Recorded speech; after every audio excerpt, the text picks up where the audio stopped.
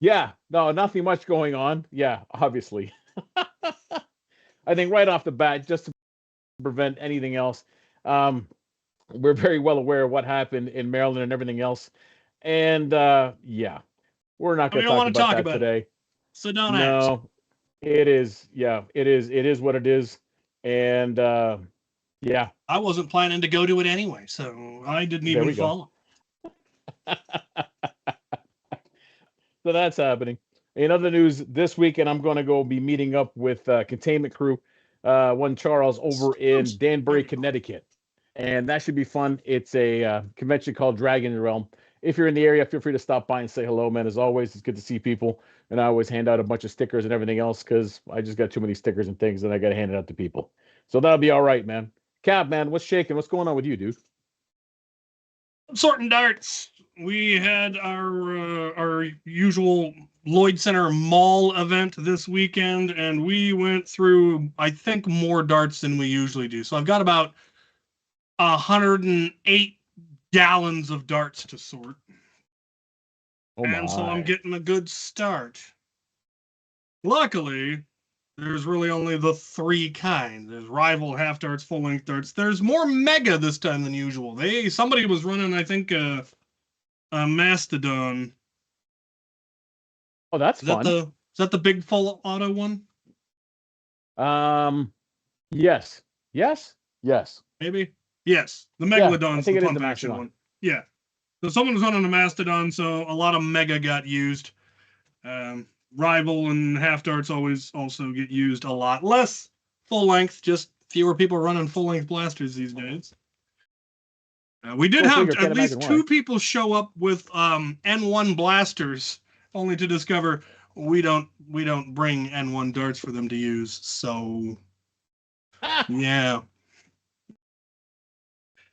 Oh, look at that. Ivy has called out what you were mentioning previously when went on air about being on time. Do you want to tell people what you're talking about there?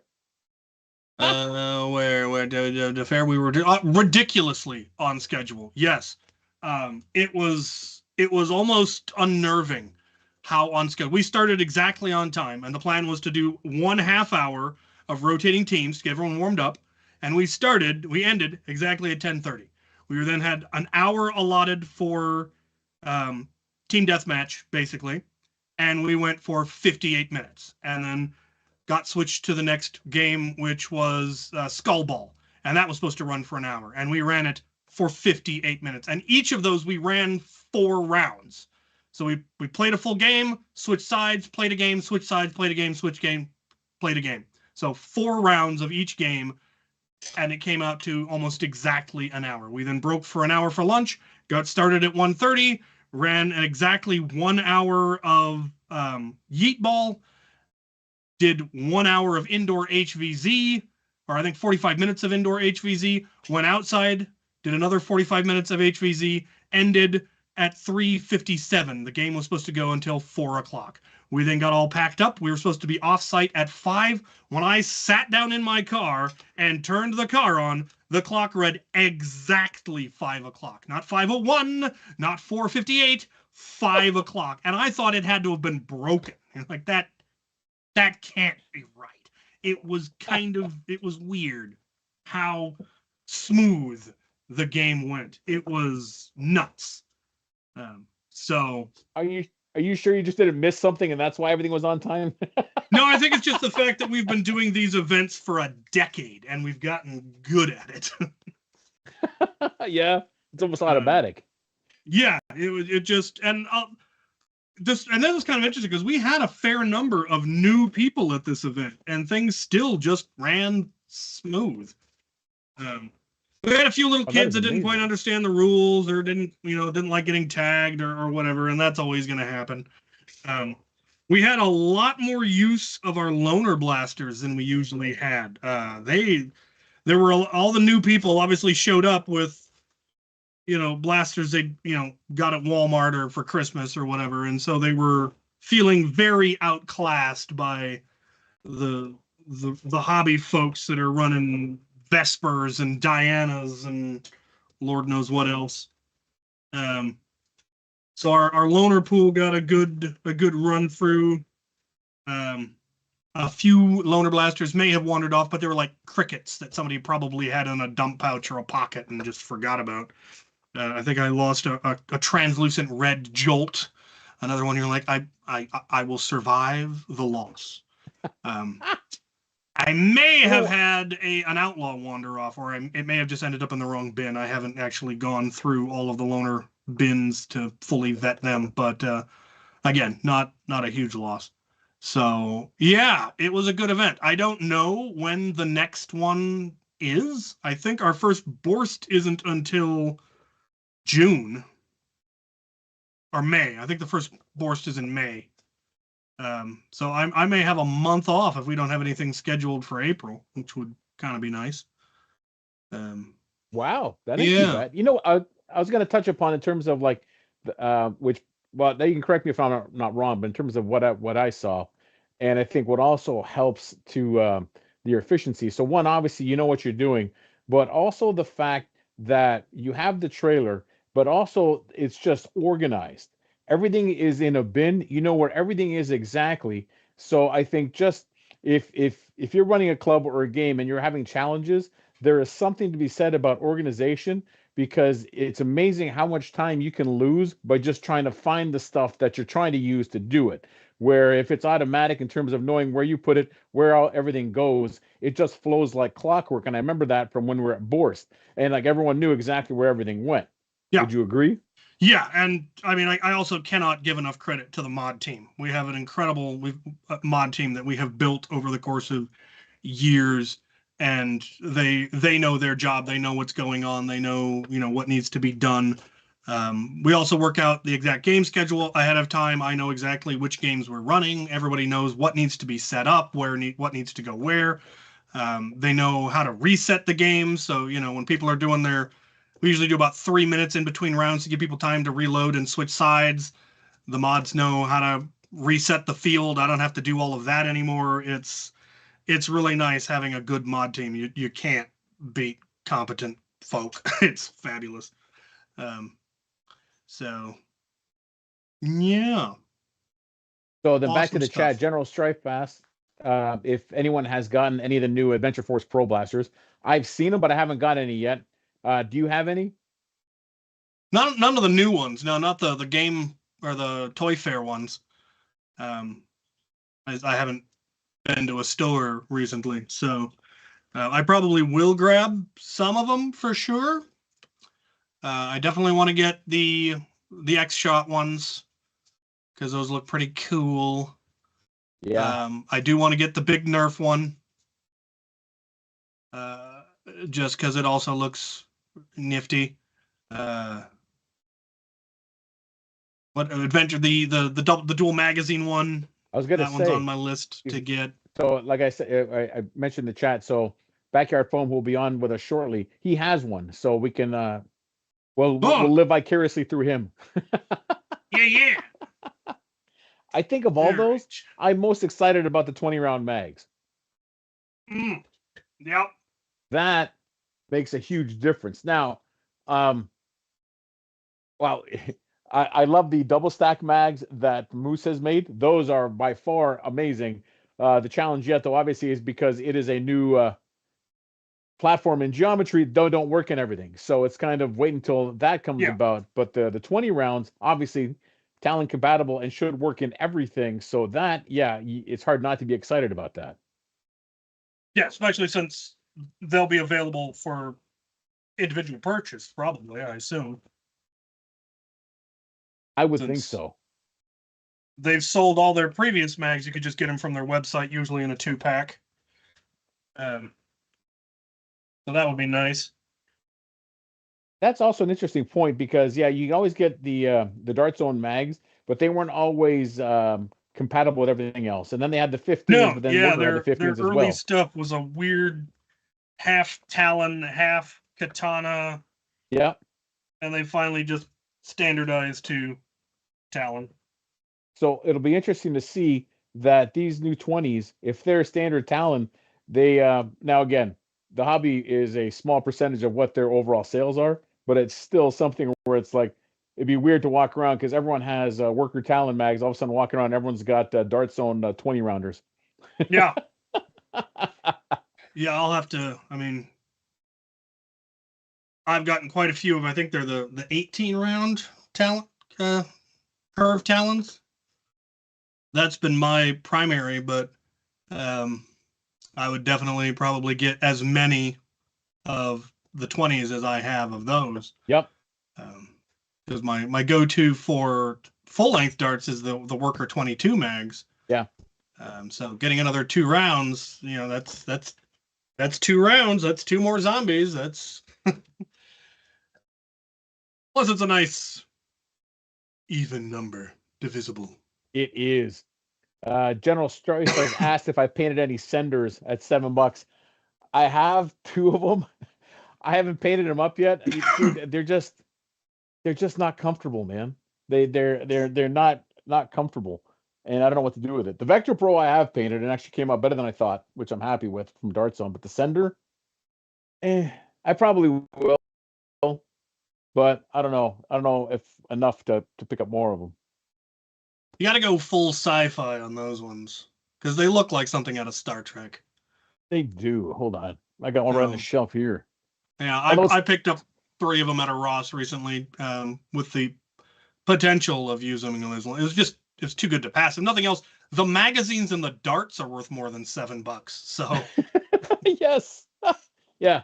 There's the mag. And they're a good blaster if you put them on 3S LiPo because they were clearly, in my opinion, designed to run on a 3S LiPo. And some bean counter at the last minute decided, no, we need to make them run on AA's. All of the issues I had with them, their rev time, their power, all of that instantly goes away when you put it on a 3S. It sounds better. It sounds right. It sounds like it was engineered for a 3S. And unfortunately, it's not.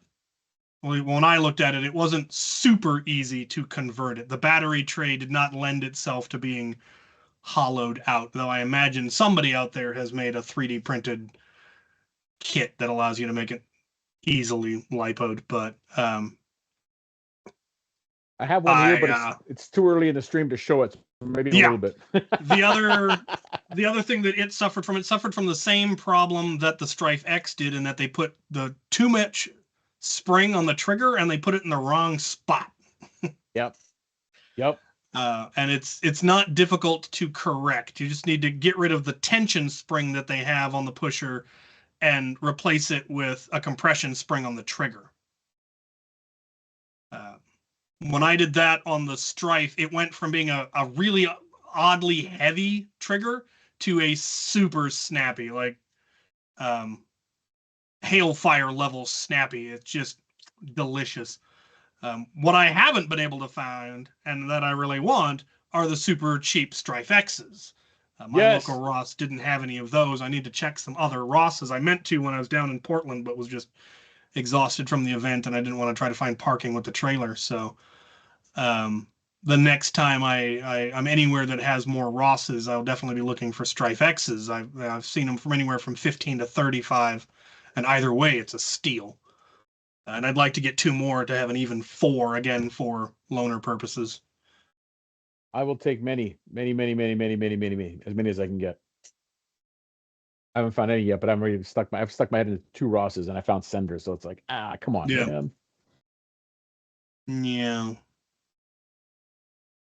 But what do we got going on in the chat? Whole bunch of Joes. Yeah. It's all Joes, man. I think today I'll be called Joe the Geek. Just so then I can feel I can fit in. Which will probably be good. I think that's all I got. I've run out of darts to sort. I need to go grab another bin. Pardon me. Go grab some more darts. That'll be good. So yeah, I have recently acquired a stagecoach, and nice. It is, dude. It is so much fun, man. I like this thing very, very much.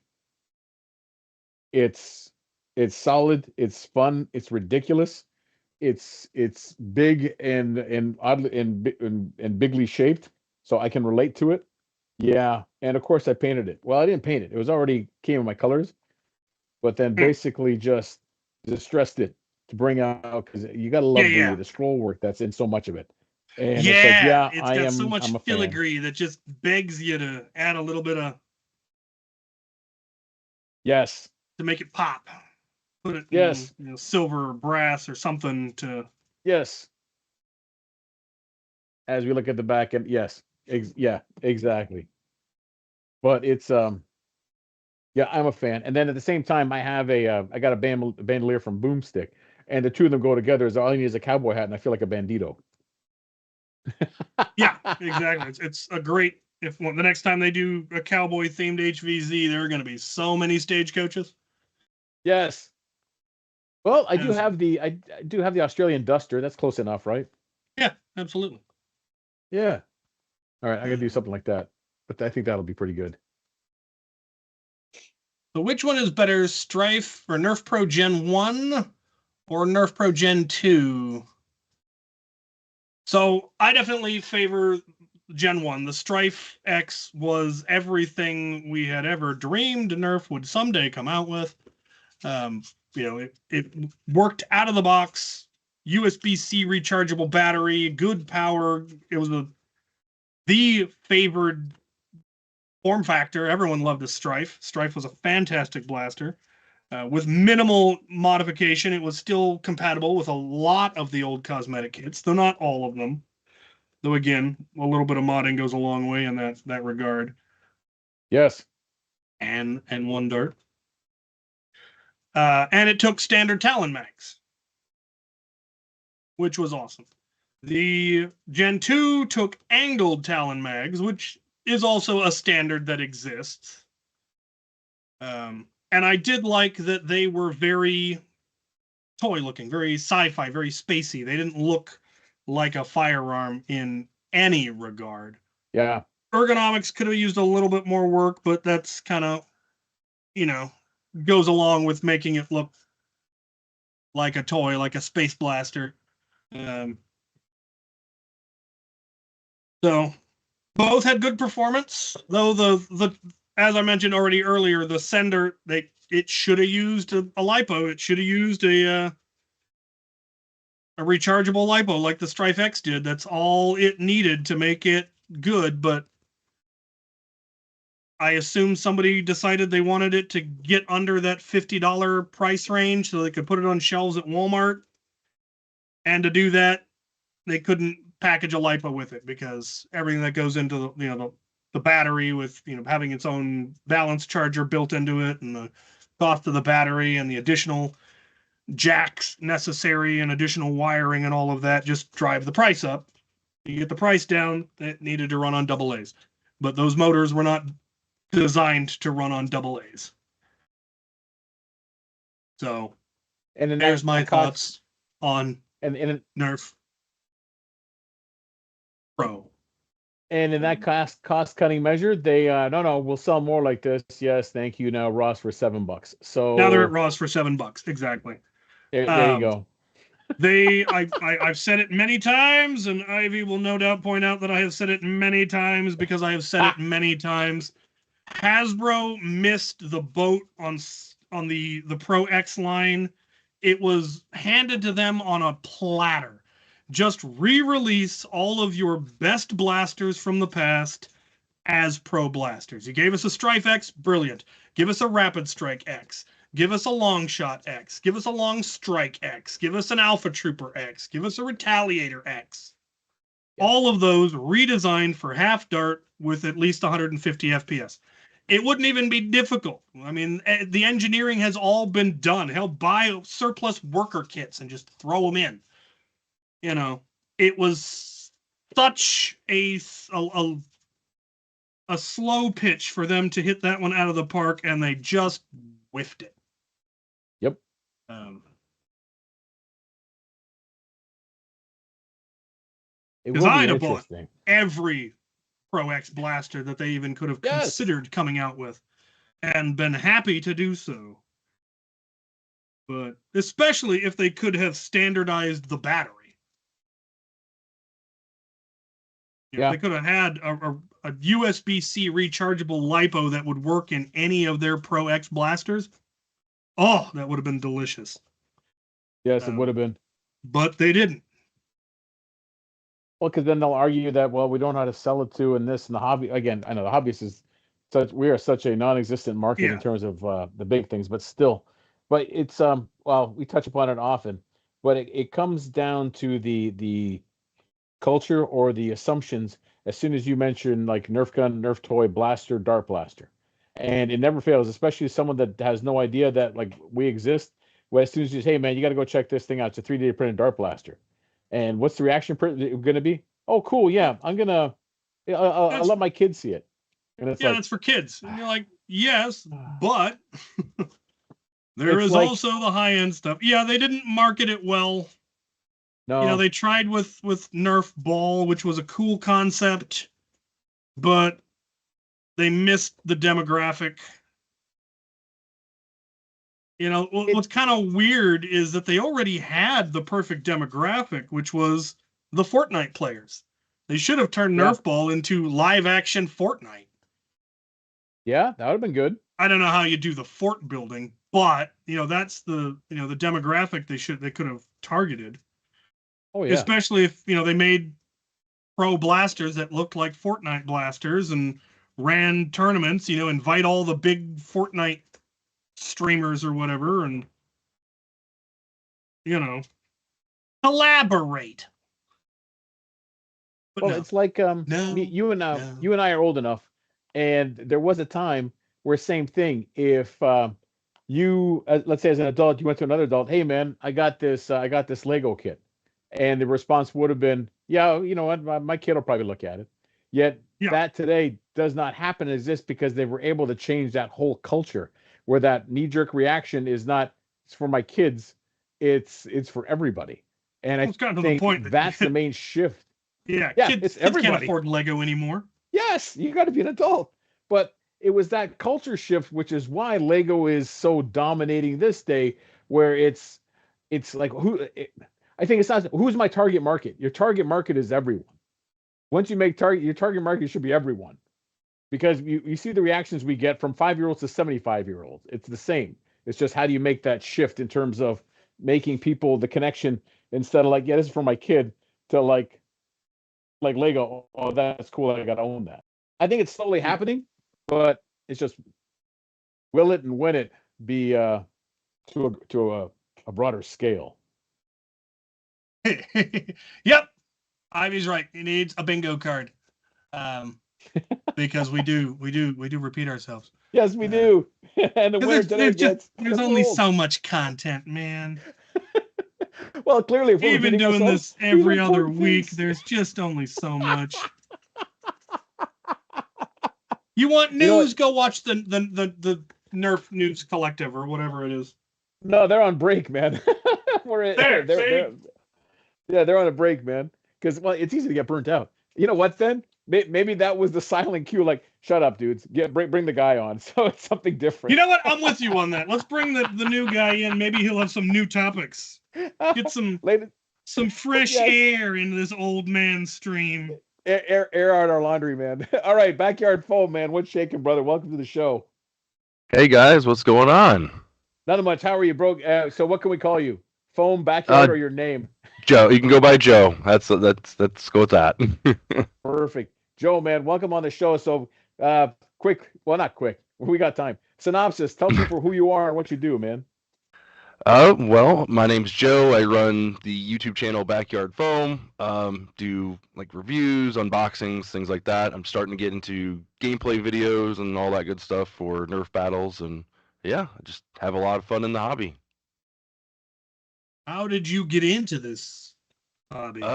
Well, like most people, I came across a one Coop and some reviews of his, and I had a couple Nerf blasters growing up. One of the, I can't remember what it's called now, but it's the one that shot the big yellow balls, had the two barrels and the big long pumping. Oh yeah. The Master Blaster. Master Blaster. Yeah. There we go. Had that. I got it before I was way too young and I couldn't do it. But my dad, had that thing down pat. But Didn't get actually back into the hobby till like when the Nexus Pro came out. That brought a lot of people back. The gateway drug. Gateway blaster. We picked up a few for the kids. We picked up a few rival blasters that were on clearance at the time, and I was like, man, these things are like way better than what I remember. And so I just went down this huge rabbit hole. I came across Xavier's channel. I came across everybody's channel, and like these short darts things. I'm like, oh, a whole new ammo type. Like, let's go. Like, the doors just opened up. I was like, oh. So, and haven't looked back since. Nice. Well, welcome to this fun and weird ride that we're on, man. Yep. But then how many years is that now?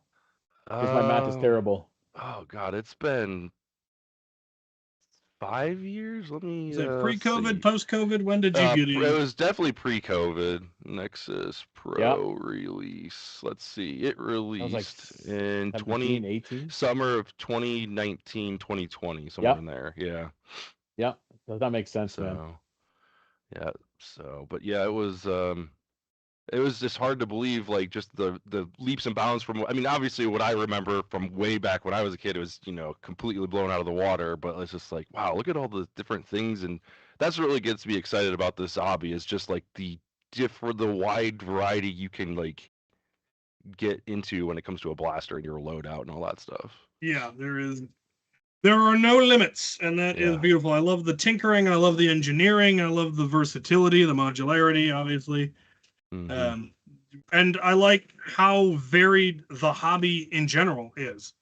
If you want to do competitive stuff, there's competitive stuff. You want to be casual, there's casual. You want to do full-on LARP, there's LARP. You want to do HVZ, there's HVZ. You like to tinker and do the engineering, it's got that. It's got it all. It's stuff for the STEM kids, stuff for the theater kids. We got everything. You want to be just a bunch of old guys that sit around and bitch about everything? We got that too. We got that too. Something for everybody. We got grumpy old men for days. And then some. All right, now so with your content and stuff like that, how long ago did you start your channel? Let's see. I think my first review was shortly after I got back in. We moved into the one house with my now oldest and middle, and we just started kind of fun videos with just the three of us, just having fun. They didn't release anything or anything like that, but that was shortly after the Nexus Pro came out. We kind of just dove right in and got a bunch of like Nerf stuff, N Strike stuff, and what was the blue and yellow series, but yeah, the infamous, the one where you could load the darts in the back. That thing was really cool. Right? That was really cool. But yeah, but that then makes a lot of sense. Just kind of moved into reviews, and then once like my oldest is getting into like 3D printing and stuff like that, and we worked on putting together a breacher together and printing a breacher. But nice. Yeah, he has a lot of fun with it. How hard was it to put the breacher together? I've heard things. It wasn't that bad. We had a little bit of trouble with like the final couple steps where you put the rods all the way through the thing and try to line up the very end of it. We ended up having to pull one of the heat sinks out, which I told him, I was like, Eli, I don't know if this is going to work. We might have to reprint the very end of this thing, but we were able to get it out and back in, and it lined up perfectly. So it was just the one that gave us trouble. So nice. I'll be right back. I got to take a phone call. Anyways, you two carry on. I'll be back. What? How dare you? So I hear you like modding. I'm starting to get into it. Yeah, like I just like tinkering with things, like mostly with springers. Kind of dipping my toes into like electronical flywheelers and things like that. Yeah, no. I'm working with Dead Man's Foam on his beta testing his Nubis. It's a flywheel blaster that's he's designing. Nice. But yeah, really digging it. Have you been to any of the big events? Yes, we my younger brother and younger sister, we went to Maryland last year and that was like our first kind of like big level HVZ event, and Yeah. we were just like, this is awesome. We're gonna do this now. Um, and it kind of like we've been hosting our own event, our own family events twice a year at my parents' house. They've got a couple acres in their backyard, and we just, family from all over Ohio they come in, and my mom cooks breakfast, lunch, and dinner for everybody, and we just nerf all day long, and then HVZ at night. Awesome. So, yeah, nighttime HVZ is terrifying and fabulous. Oh yeah. Yeah. And this year, the next one that we're doing, my brother picked up a few of these. They're like ultraviolet panels, and so we've got about 10-foot tripods that we're gonna put them up in the air, and we're gonna be shooting some darts in the dark with glow in the dark darts and all that good stuff. So it's gonna be fun. We're definitely gonna get some good footage out of that. Yeah, tracer darts are entirely too much fun. Mm-hmm. There's some neat tech around that. Tracers you can put on the end of your blaster that light up the darts as they pass through, stuff like that. And then obviously it'll make it also really easy to find them, because a lot of darts, the heads glow under UV. Even if it's not a glow in the dark dart, the heads will at least light up. Yep. And I've been working on this lately. So it's kind of like a pet project. It is a ultraviolet. I don't know if it'll work with this magazine or not. Yeah, well, so it's like an ultraviolet mag adapter. So it's got a switch in there, and I've got it switches it on. Yeah. So right now it runs off 4 AA batteries, which is pretty heavy for a mag adapter. But yeah, my dad's he's my electrician, so he's working on getting that cut down. But yeah, it's a pet project for the past couple of years. It's eventually going to get across the finish line. Yeah, I think I had one. I've got a UV LED that's built into IRE. Oh yeah. And I don't remember if it ran off. I think it ran off a single AA. Oh yeah, nice. Because I think it was just a 1.5 volt LED. Yeah. Yep. So I don't remember. It's been a long time since I looked into that. Yeah, but that is an awesome concept. I had never even thought of that. Yeah, my idea was I've got all these long dart blasters that we really don't use anymore. Most of them have been modded to shoot short darts at this point. Yeah, and a lot of the newer ones come with the option of both. So Yep. So yeah, no, that is. And if you go to brilliant. If you go to a thrift store, most of those are long. I've even starting to see like Striker 1.0, the original Strikers and Nexus Pros and stuff like that. So but I'm trying to design it to where it's compatible with a lot of various things. So that's the plan. Yeah, the geometry's been worked out for making mags that'll take katana mags or talon mags and both catches and all of that. Not that many people run katanas, but a lot of the older Dart Zone mags were actually katana mags and geometry. Right. Yeah, that is really cool. What we need now is a better source of glow-in-the-dark darts. Right. When I started designing it, I had a whole bunch of worker ones where not the tip was glow-in-the-dark, but the foam was. Yeah, that's what's hard to find. They don't sell those anymore. I'm like, oh. No, I have a decent collection of the old full-length Elite glow-in-the-dark darts that were that way. Go. Nice. And I've got some of the foam ones, not many. Somewhere I've got a bin full of the glow-in-the-dark ones. At some point, a random person from Amazon, or an Amazon reseller, contacted me via Facebook because they had all these darts that they wanted to get rid of. Well, there you go. And they ended up just mailing me like 35,000 half darts. Oh my gosh. But only like 200 of them had glow-in-the-dark heads. And you're like, what I want is 35,000 glow-in-the-dark heads. Right. Then I'd be using them left and right. We'd be doing night battles with, like what you did, set up massive UV lights in my arena and just go to town with glow-in-the-dark darts. Yep. Yeah. Once I get this thing to a more complete version, I'll have to send you one to try out. See what you think. Absolutely. If it's solid, you might even reach out to Out of Darts. They might sell them. There you go. They're always looking for interesting things like that. Mm-hmm. That's not where those get.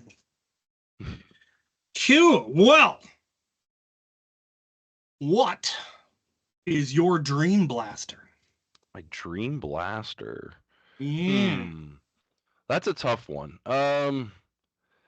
Right now, my favorite blaster I've been using quite a bit is the Unicorn, the original, not the tactical one. I really enjoy that one. I like how compact it is, and then also how you can make it, hit longer ranges and things like that.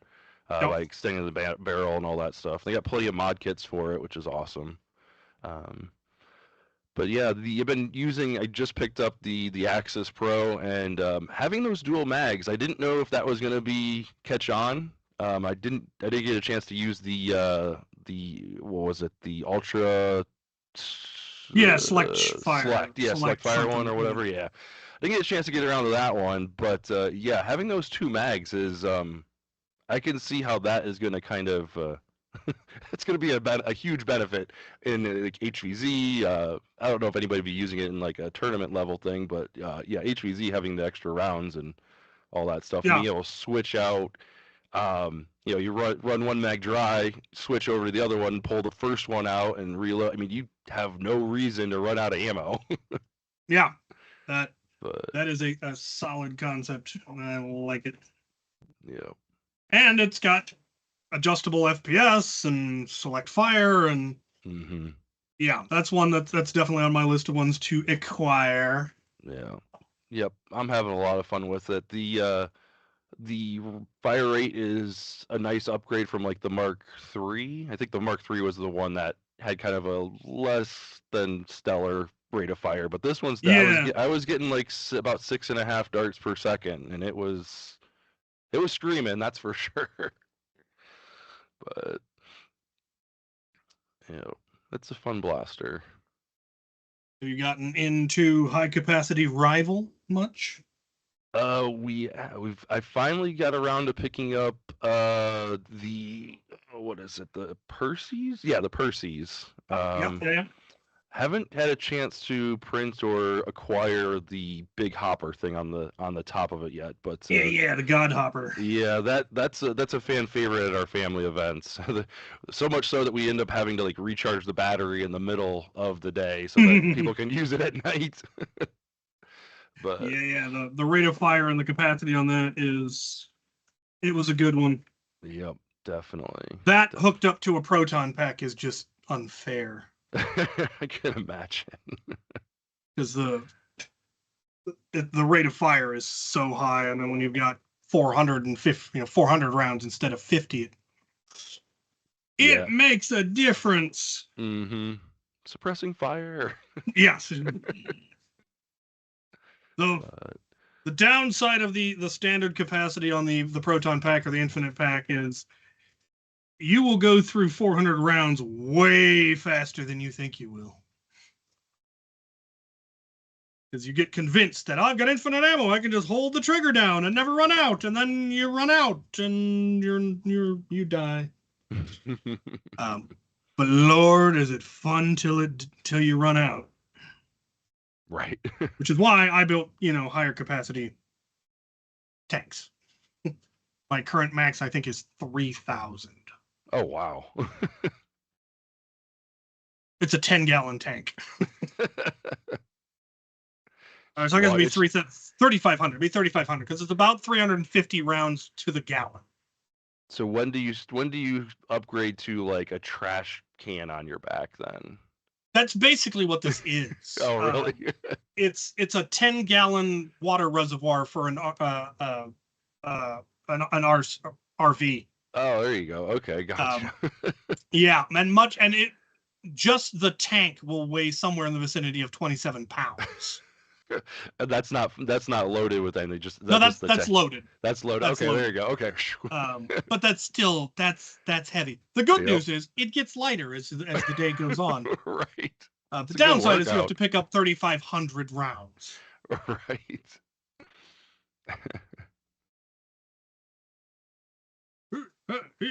So what are your goals here in the hobby? What are you wanting to do? You mentioned game footage. We need more of that. Lord, do we need more of that?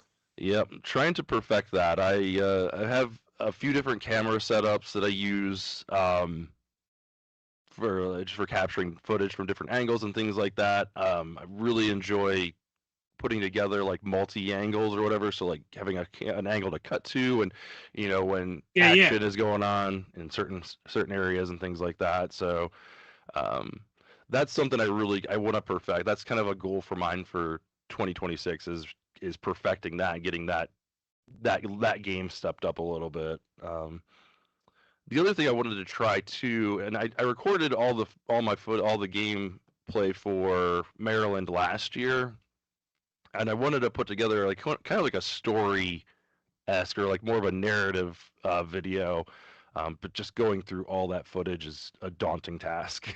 But yeah, especially HVZs, because as exciting as they are, an awful lot of it is just walking around and standing around, and then short bursts of very intense action, and then more standing around.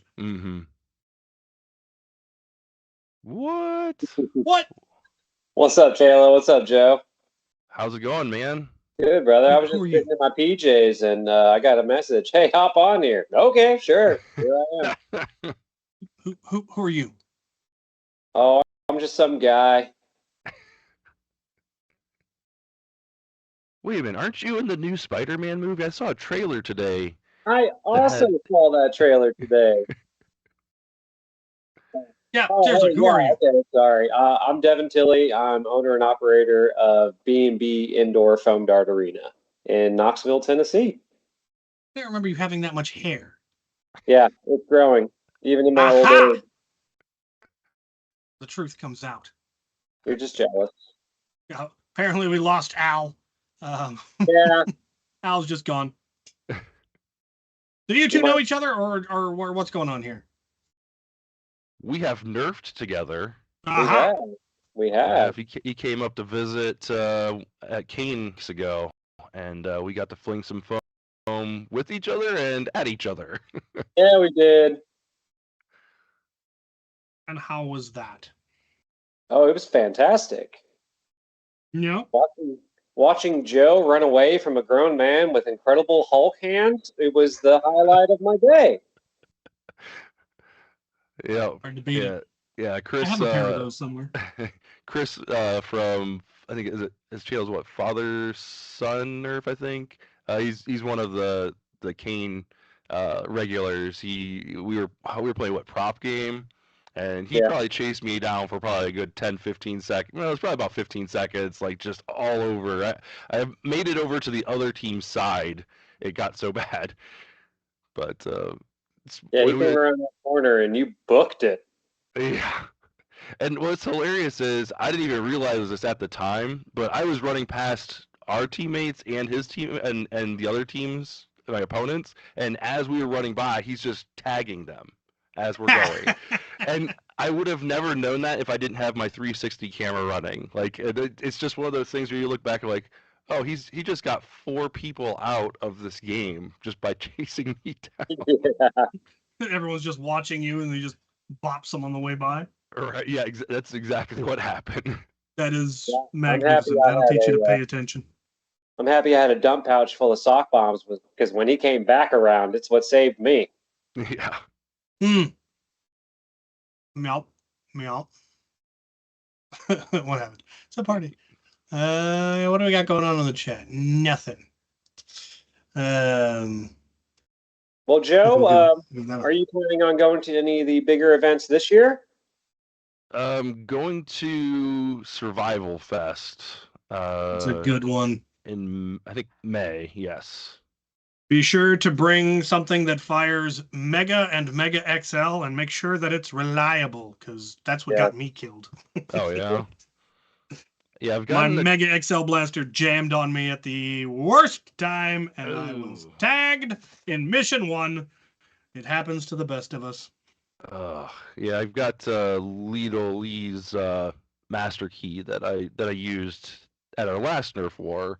I don't know if that's going to be fast enough or just wait for him to get real close. You'll be fine. Yeah. It's HVZ. The zombies come to you.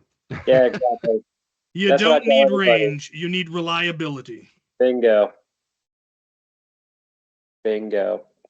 I've heard great things about the Survival Fest moderators team. I don't specifically know anybody. I think Kevin and Brain are a part of that. I can't see the chat, so I'm sure somebody in there is probably answering that question. And I think Bobcat Blasters have a big help in that. But again, don't quote me. I haven't been able to attend yet.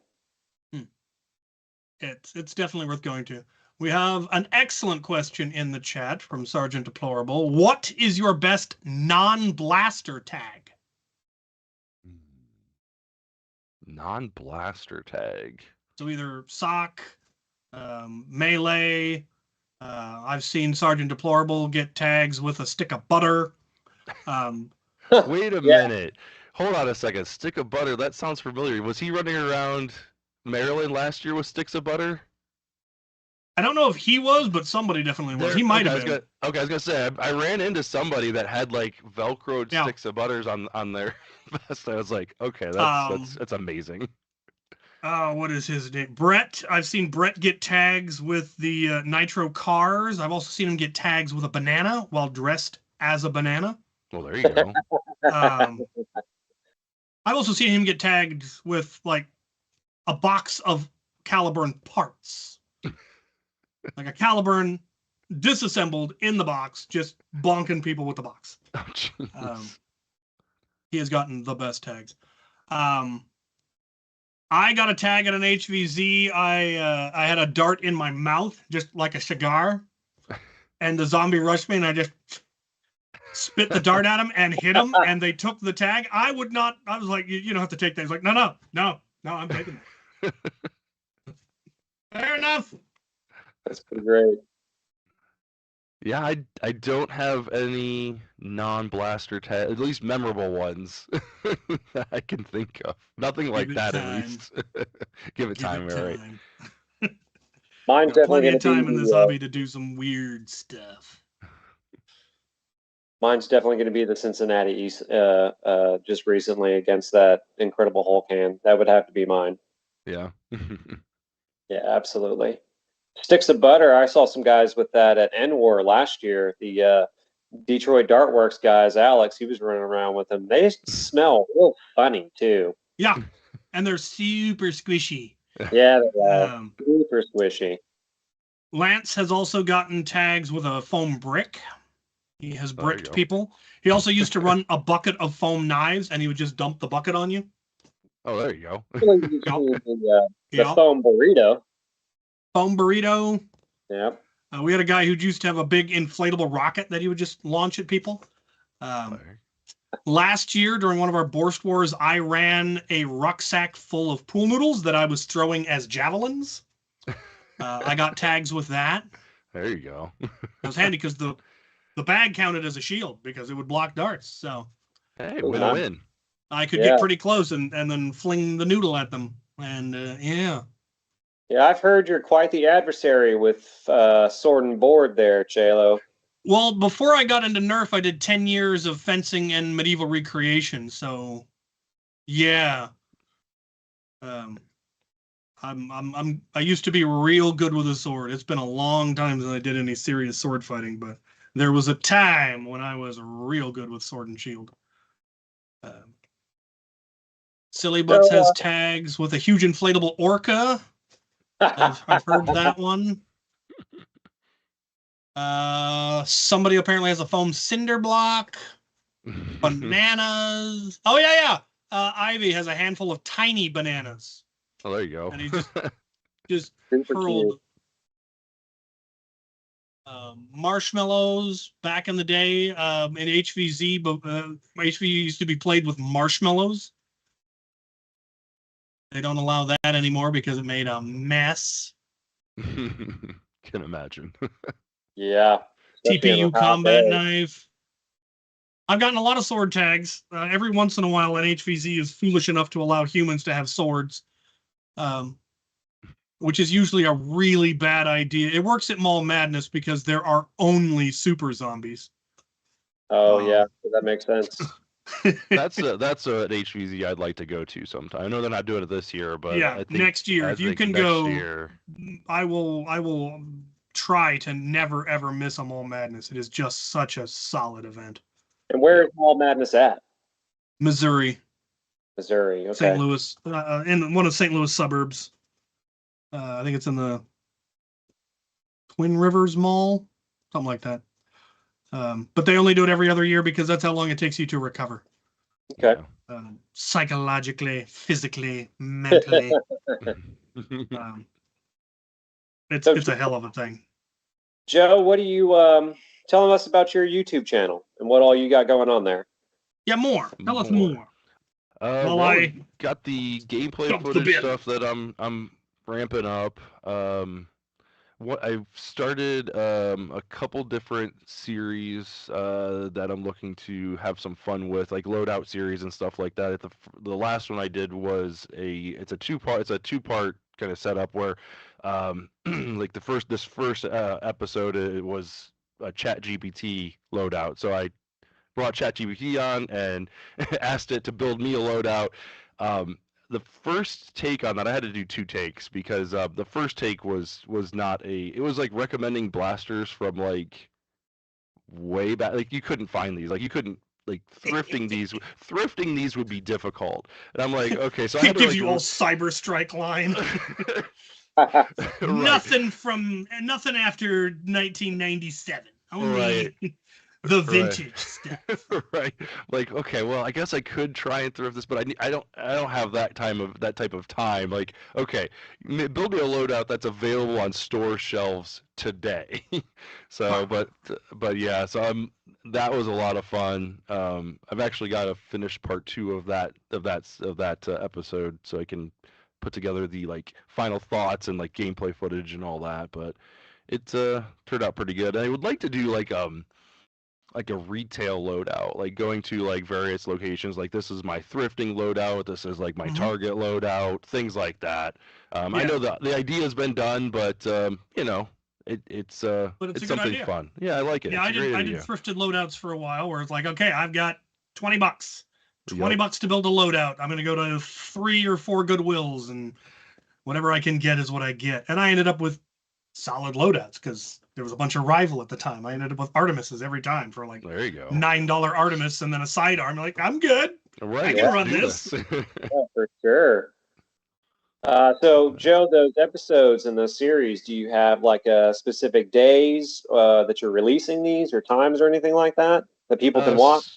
So I go live every week on Tuesdays, just to chat with the community and stuff like that, kind of give updates on different things and talk about different wars and all that. And then I try to release videos on Thursdays.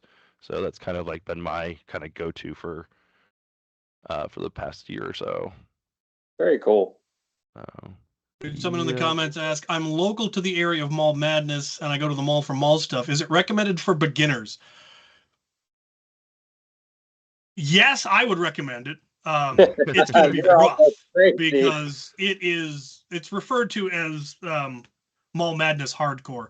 And it is because there are only super zombies, but the humans also are super. It will be a trial by fire. You will probably be dead in the first 15 minutes and get to spend the whole night being super zombies. But absolutely, go to it. I mean, if you're in the town, go to Mall Madness. Also, hook up with their club because they do that style of gameplay at their regular games. That's cool. That's cool.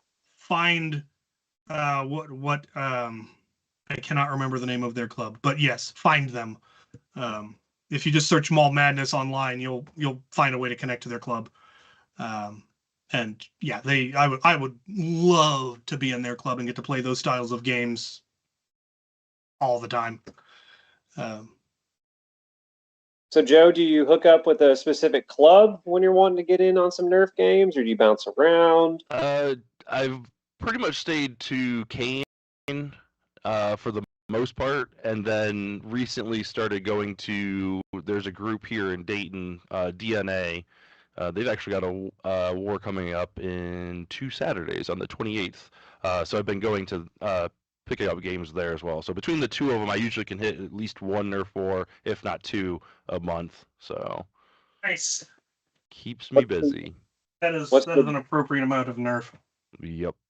And the nice thing is Kane's indoor, so rain or shine, like we play. Like they play. It's cold. It's in a warehouse, so it gets cold. So bundle up.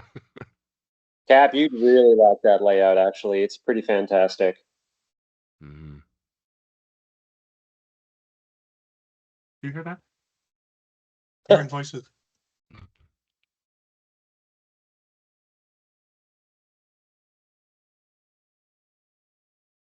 Other than what I don't remember of the question that has been put for us by the man behind the curtain, for those of you that aren't hearing things, what was your first blaster? For me, not counting blasters that I had as a very young child from the 90s and whatnot that I don't remember, my first blaster after getting into the hobby was a Stampede at a barricade. So the one that Ire is built out of was my first blaster. I still have the barricade around here somewhere. What about you guys? When I had the Sharp Shot when I was a kid. And then, like I said earlier, the Master Blaster was another one that I can remember as a kid having that. Couldn't operate it because it was way too big for my 7-year-old hands. But because that was 89 that came out. Okay, 90. Okay, yeah. So that was a while ago. Getting back into the hobby. I think we had a pair of Strifes. Good solid start. That was when like Walmart had the orange ones on sale during Christmas or one year, and we picked those up, and then kind of played around with those for a little bit, and then didn't get back into it until after like Rival went on clearance. Okay, yeah, so I guess when Strife first hit the market, and I pre-ordered them the moment I could. How about you, Devin? I guess for me, honestly, I couldn't tell you when I was a kid what I was playing with. Probably the Big Bad Bow, because I have big memories of seeing foam fly, large projectiles. And then when my son, around COVID, we got a lot more blasters, and we picked up a Rival Kronos, and I was amazed by it, just shooting it around the house. And then we got him an Artemis for his birthday, and that's when my wife was like, "No more in the house. This is too much." So, kind of strayed away from it. Just got busy with life, and then obviously when I opened up the arena, that all changed, and I've been bombarded with blasters. I'm up to my ears in blasters, and I couldn't be more happy with it. So, they breed in the dark when you're not looking. Yeah, they do. I know they do. I've been sitting here just laying out my HVZ loadout. So, speaking of that, Joe, do you have any specifics that you're going to wear or rock, or the utensils you need to bring and gear for Survival Fest? So I've found a lot of success with the Venom Pro. Yep. With X-Fox's SMG kit, the original one. I really dig that one. That's a good setup. Although this Axis Switch Pro might put that one to shame a little bit. That one might be going on the shelf for a little bit because having those extra mags is like and being able to turn it down for HVZ and then turn it back up for like competitive stuff and casual games like. Yep. And I know you mentioned the Lidl Dynamic stringer. Does the access switch have a Picatinny that you can attach that to? It doesn't, but I think Dart Zone, cover your ears. I'm gonna cut off the handle. I'm gonna cut off the handle. My mitts are just so big that like turning it, I have to like hold it like a taco, and so I have to be very gentle with it. But so just the thing is, just switching it with my palm or with my index fingers is much more comfortable. So I'll probably end up taking off the front handle and replacing it with like some type of Picatinny. There's a couple screw ports there that you could definitely attach something to it. There you go. Yeah, it's just gonna need a little tender loving care. So we'll see. Okay. Sergeant Deplorable has things to say about your Venom, which is, Comrade, the pistol is fine. But in my opinion, the Venom was meant to be an SMG, just the way it's too tall to be a pistol. Yeah. Absolutely. Yeah. It needs a stock and a foregrip. Because it's full on. Next rendition of the Venom Pro that has the piece that connects the stock back to the grip. Yeah. And he never leaves home without it. I was gonna say, what are you talking about, Deplorable? Yours is an SMG. You guys have to watch the chat. I can't see it. Yeah. What blaster do you wish you could use more often in HVZ? Oh, I have that answer already. That's my 40-minute lightning. I petitioned with the Tennessee Tech administration for their invitational coming up. I really want to use it, but it does have that real steel look to it. So I found 40 Max has an alpha carbine kit, so it turns it into an SMG. It's super bright orange, and I a lime green master key on top, and I passed the test. There you go. There you go. Problem solved. Colors. We just need colors. There you go. Lots of colors. Well, I just got my Vesper. I would love to run the Vesper in an HVZ. I'd like to get my Proton Pack. I bring it to HVZs, and sometimes I get to use it. Mall Madness, I've almost never come back with a full Proton Pack, which is delightful, just being able to... I will say thank you for your rival donation via James Talanax through your Proton Pack. Yes. So when I went to his event, I brought my standard HVZ loadout, and I went through most of a 5-gallon bucket of rival over the course of the event. Would have been a lot worse, but when I unpacked it and got it all set up, I didn't have the snorkel set up correctly, and so I wasn't getting good airflow into the Proton Pack and wasn't getting good, reliable feed until like the last 2 rounds, and then I just tank dumped for 2 rounds. Just let them have it. My most famous quote from you that day was accuracy through volume.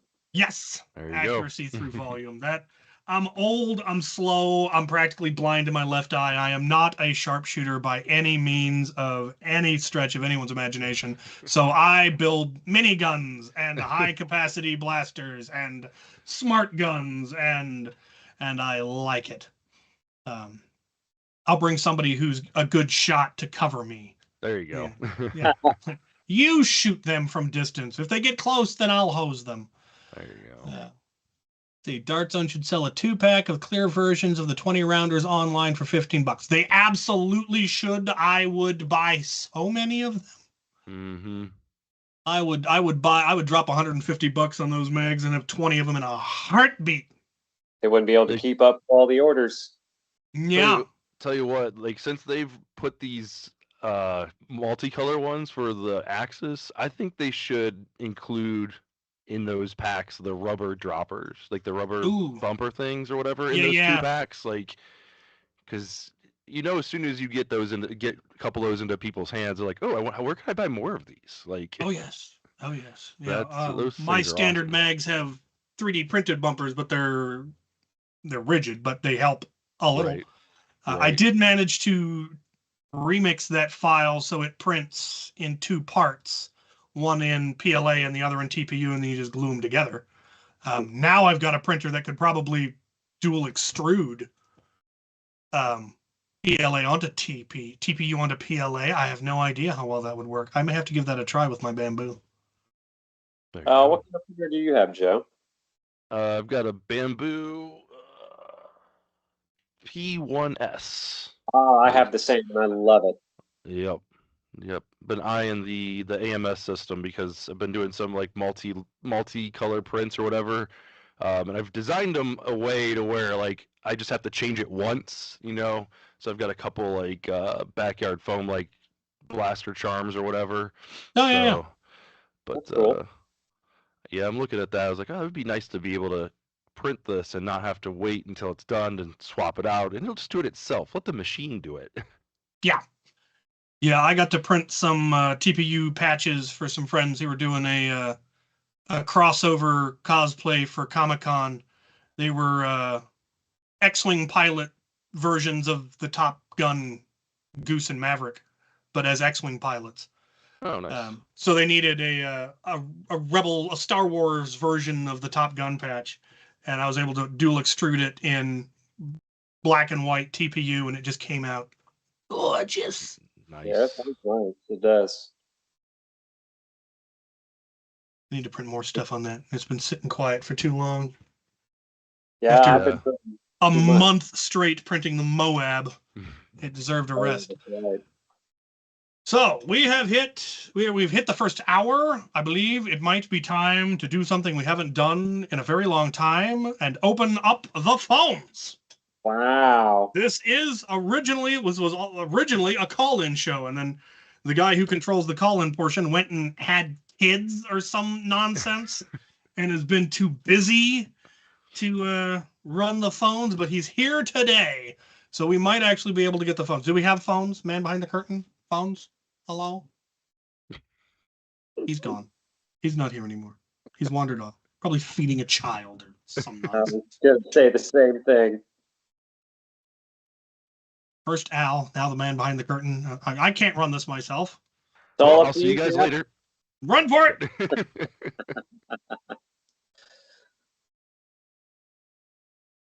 Well, We got some we can't- talk in the chat about proton packs being a problem, or rather, certain people being allowed to borrow proton packs being a problem. We went to one of the events up in Everett. We had 3 proton packs on one team Oh, geez. Wow, that's just because we could. So Because usually we have to run the event, so we don't get to play with our really cool toys. But this was somebody else's event, and we paid to be there. So we brought the fun there you toys, go. and then we stacked the teams. And it was a problem because it's just a constant wave of rival as 3 people are just, bah! I was gonna ask, was it just those 3 people versus everyone else, or did you have others on that team? Oh, it should have been, but it wasn't. The teams were split 50-50 by numbers, but not by Oh. firepower. Clearly not. Yeah, it was alarming. I can't imagine It was being a on lot the of fun. receiving end of that. Just like, oh, Yeah. oh, here we Yeah, go. especially like this is your first time going to a Nerf event, and these 3 schmucks in the other team are just hosing at you at 60 rounds a second between them. I can just imagine the conversations on the car ride home. Well, Johnny, how was the Nerf war? I don't know, Mom. I need some new toys. My blaster's not good enough. That's right, kid. Get on our level. Oh, that's funny. have you had much luck with getting? I know you said your family plays with you. When you go to these other events, you're meeting new Nerfers, you're meeting young players, people that are interested in the hobby. I mean, have you had a lot of luck with getting more people on board in your area? We have yes, the answer is yes. The group that comes out to our family events is always growing, which is nice. So we started out, I think the first one we had probably had about I'd say 7 or 8 players. in like the arena stuff, and then probably a few extra for HVZ because it's a little more laid back.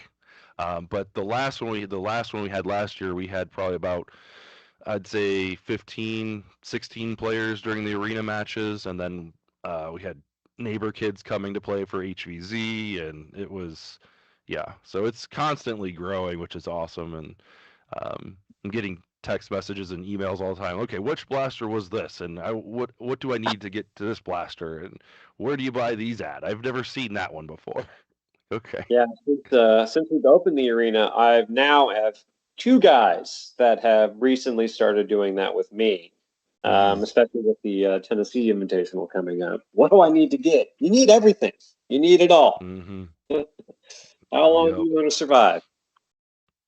Yep. So my dad picked up a BK1S after. Well, I had originally purchased him a Nexus started out, and he had a lot of fun with that. But pumping that thing, all day long.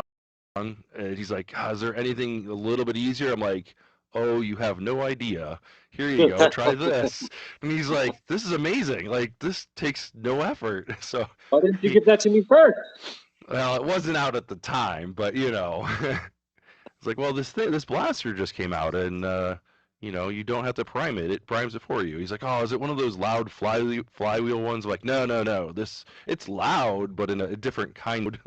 So, but yeah, one of the guys, he's come to the arena a couple times. He's played with long shots, piston pump, bunch of the rival blasters that we have.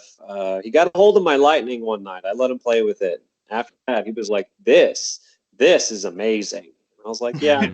But he really wants to get set up for the HVZ, so I recommended that he go to the Out of Darts and just get the Nightingale starter set.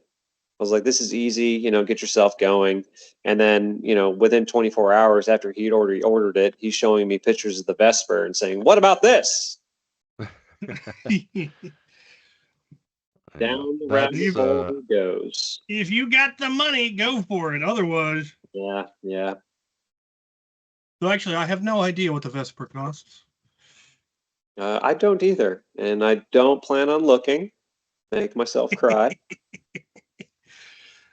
The one downside to getting a big enough YouTube channel that people send you stuff is it has completely destroyed my concept of how expensive this hobby is. Oh, I'm sure. I'm sure.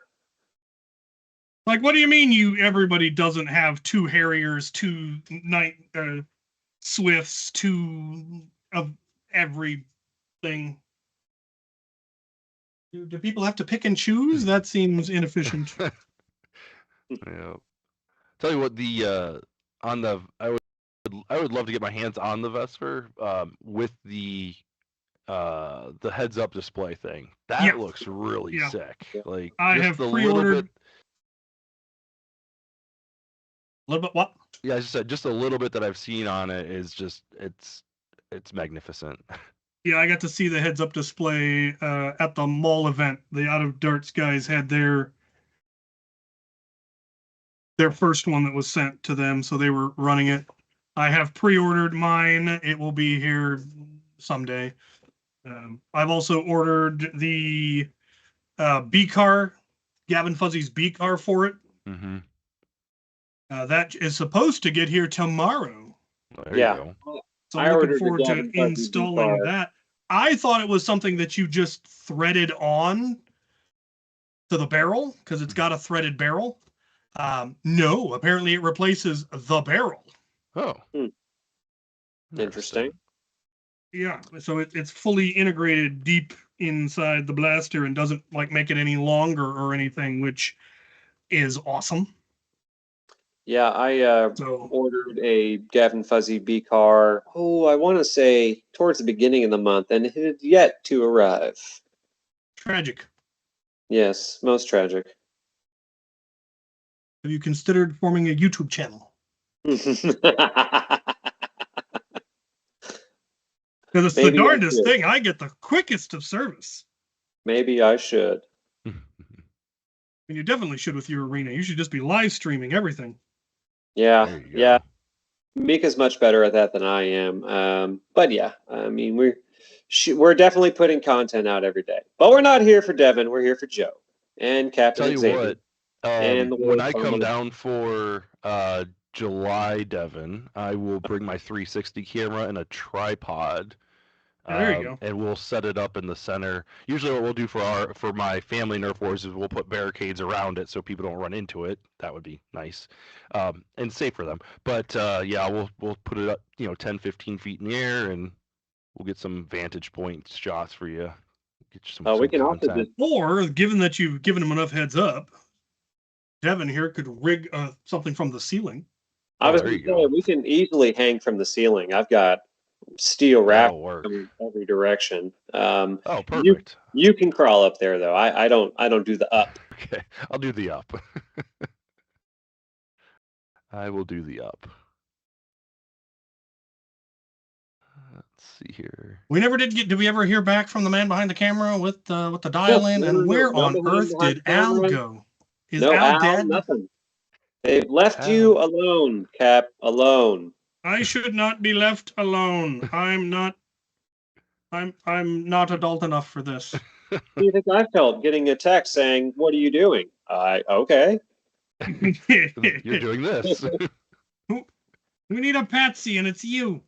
Yep. So. Like it. Yeah. What's going on in the chat? What is going on in the chat? What do we got? This is why I play dart-based combat sports. Let's see. Also got shot during tactical training. It hurt. Say, what did they get shot with? What? You hearing noises? The man behind the curtain's back. I don't know what that was. City projectile bans are obnoxious. Oh, the phone number's on the screen. Oh, we've got a phone number. You can now call in at 717-722-5999, and we will yell at you at no cost to you. I'm going to move to a warmer part of the house. The garage is getting cold.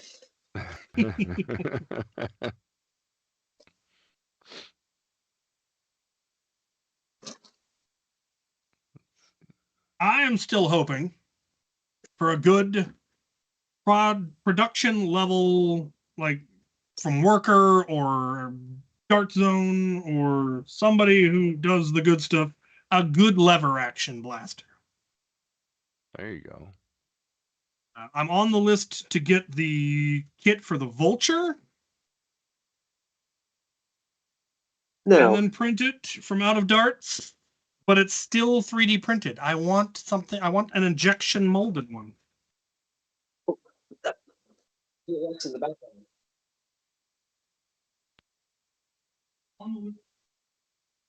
If it doesn't have a built-in rocket launcher, you're wasting everybody's time. That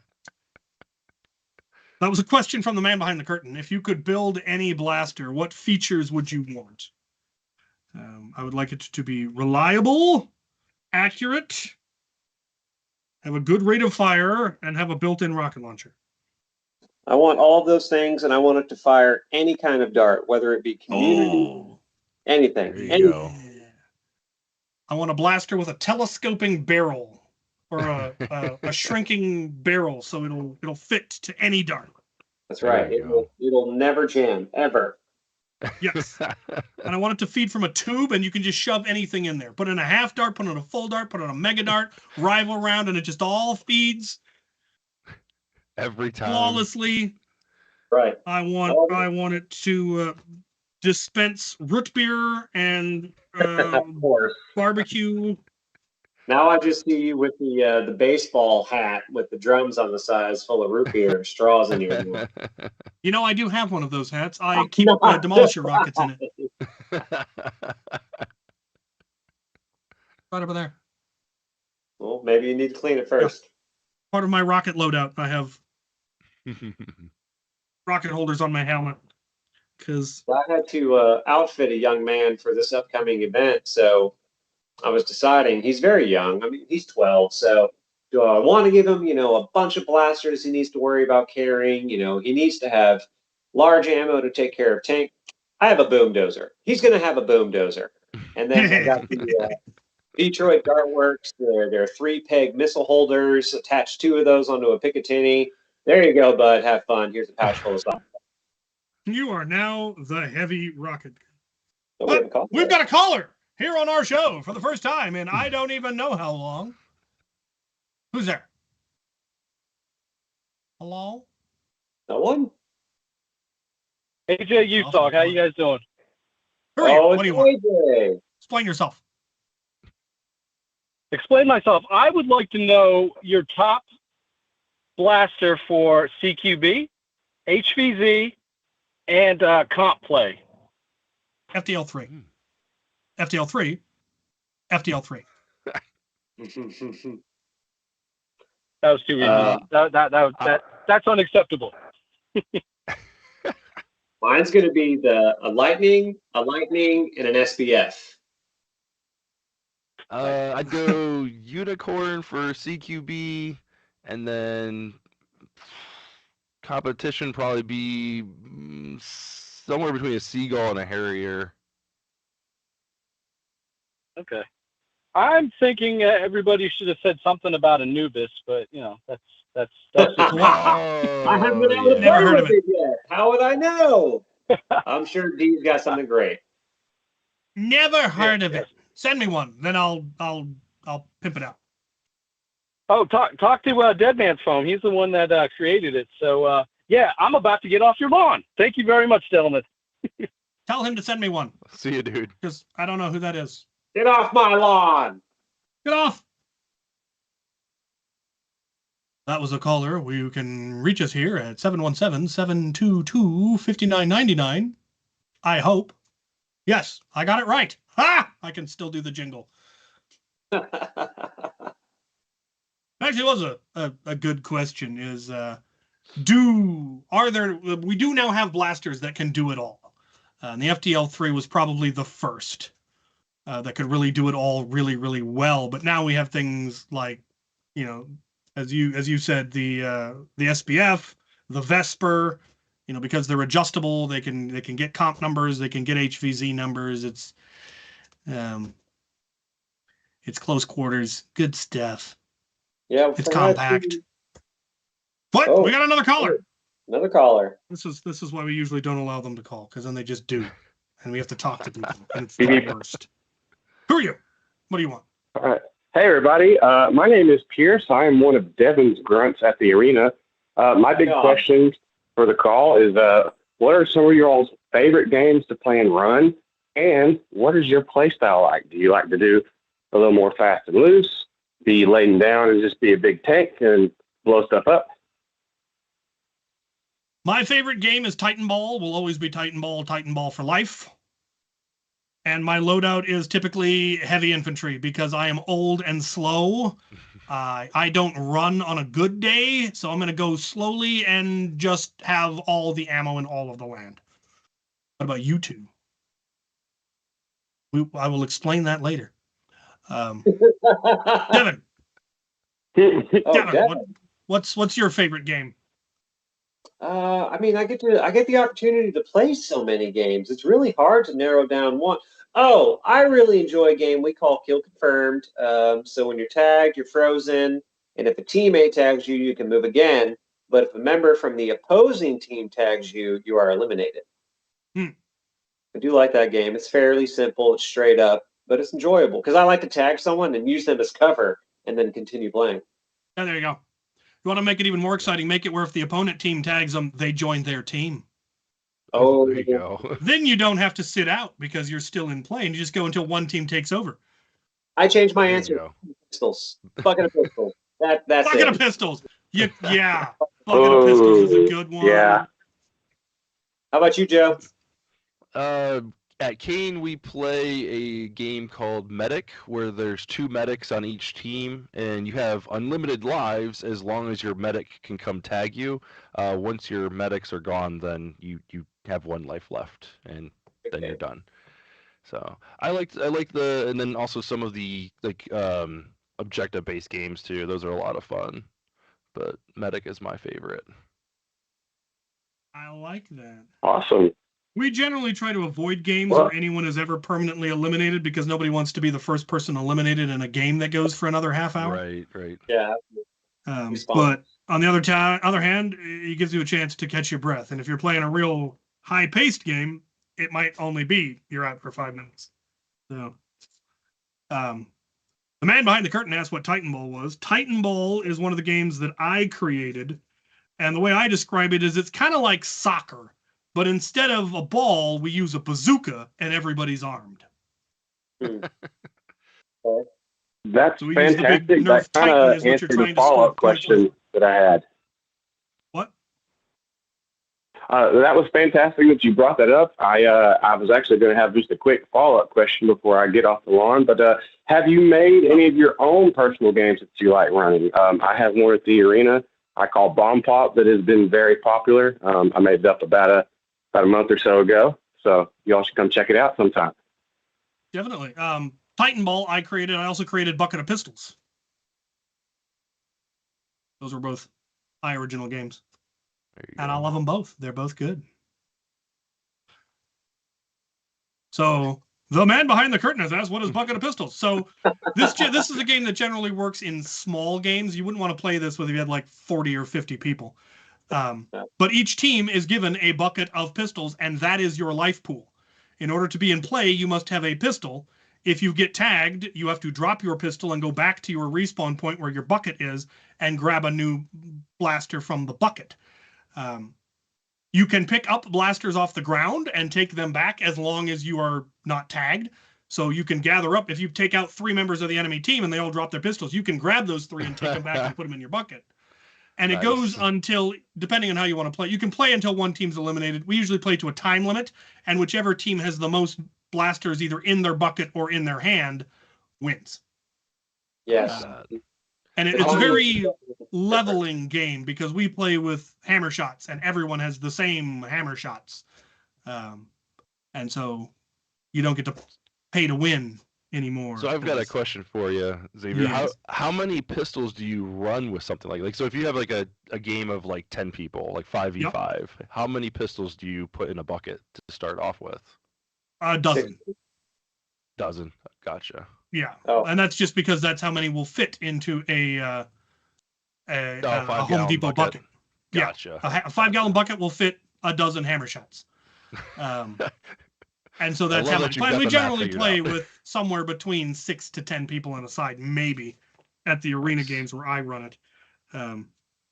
So at our arena, we have these big, I'm going to ballpark 20-gallon buckets that we use for our dart sweeping. So when we play Bucket of Pistols, we use jolts, and we split about, 80 jolts between the 2 buckets. Yeah, there you go. That's a whole different game. So we don't do the you can pick them up and add them to your life, though. I did try that after you and I last spoke, and I was like, let's try it. This game went on forever, and I didn't try it. So. Yeah, there's a reason we generally, even on games that have an objective, we put a timer on it. And if the objective isn't complete, it might be whoever was closest. Yep. Or we'll go into overtime, sudden death. Oh, we've got a caller. New caller. We forgot to mention the number. You can call us here at 717-722-5999. Hello, you're on Get Off My Lawn. Hey, it's Dirty D, Dead Man's Foam. How's everybody doing? Hey, what up, D? Yo. My boy. Question for us. What do you got? Yes, I do. What is your guys' favorite gimmick with the blaster? Ooh. Lever. I like lever action. Lever action's fun. Yeah, lever action is fun. I do love my dread bolt. It's just, I just do. Those rebel arrows and zombie strike arrows were an interesting era. Yeah.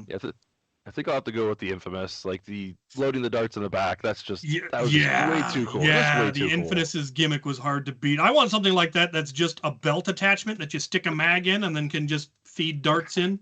There you go. Basically minimize the Infamous and have it load half darts. There you go. That would be pretty cool. Cap, That would be. Cap, do you still have the mag attachment deal that turns stuff into a belt fed? Yes, I do still have the belt fed magazine somewhere. I think we need to run that back and see if it still works. Test I'm some sure it new still stuff. works. It just, I mean, as well as it ever worked. I think I actually have two. I have the original, and then I've got the Mark II that I don't know if it ever made it out of the packaging. Domochevsky kind of abandoned the R&D on that one. It's a neat, just to make the neat blaster concept. heavier, you can integrate Joe's UV system, so then you have belt fed glowing darts. Belt fed Any glowing blaster you darts. want. Yeah, it does take full length darts. So, I mean, Ire already has the UV built into her, and that was the blaster I was using the belt fed on, and it actually Well, not worked everybody quite has well. that beauty. So Yeah, it'd be well, nice they to, should get on my level. I don't know what to tell you. I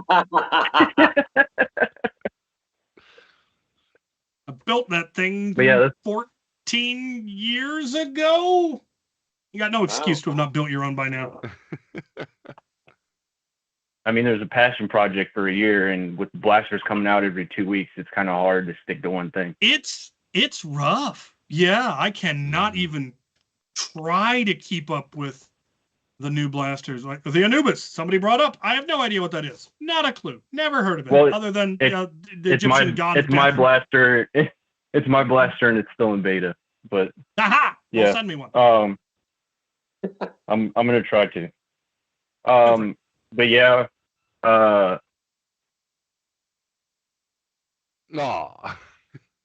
Is it gone?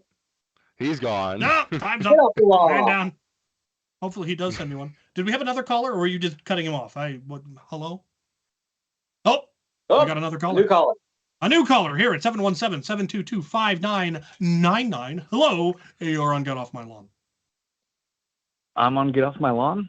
Coming from this is Lance, coming from not Billings, Montana, Bozeman, Montana. Man doesn't even know where he is. And I don't live here now. I travel for work, so it's convenient.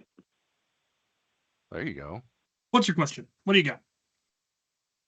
If you're going to run an HVZ event, what's your dream location going to be? Like, cost isn't an issue. Permitting it isn't an issue.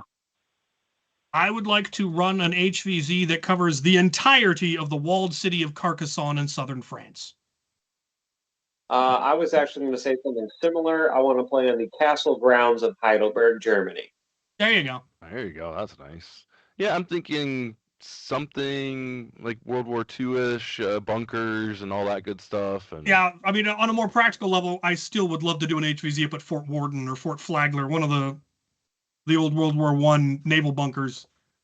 Yeah, that'd be really pretty cool, awesome. actually. Or an aircraft carrier. Yeah, there you go. Yeah, one of the decommissioned aircraft carriers up There you up in go. Birmingham, Bellingham. A lot of bodies you can fit in the can. It's been done. Well, I don't know about an HVZ, but didn't PDK, didn't he get to film in an aircraft carrier at some point? Somebody in the chat probably knows. I know there's Someone been in the airsoft chat, games like, on F aircraft it, carriers. give me the Alamo. I'd nerf at the Alamo. I mean, it's Oh, you don't want to do the shop. Alamo. The Alamo's just a wall next to towers and skyscrapers. Yeah, see, I forgot all about the Alamo. Yeah. I guess you did not remember the Alamo. Oh, there you an go. abandoned Six Flags. Yeah, that's a good That one. would be epic. Oh, that's cool. Especially if the ride still ran, you could be like shooting from a roller coaster at zombies. You know what? We have an abandoned water park called the Beach that's by Kings Island. Ooh. That would be pretty you go. cool. And it's super overgrown too. So like you drive down, was it 75 or something like that?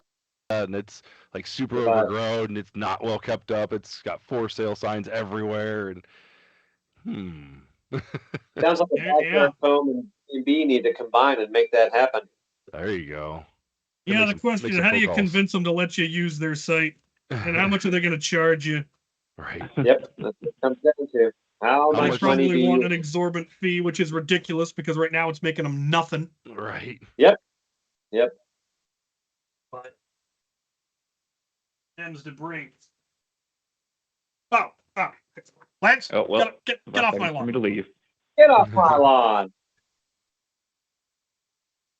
Anyway, if you would like to ask us a question, you can call us at 717-722-5999, and we'll give you grief. Now I'm still dead. Oh, we got a question from the man behind the curtain. Hello?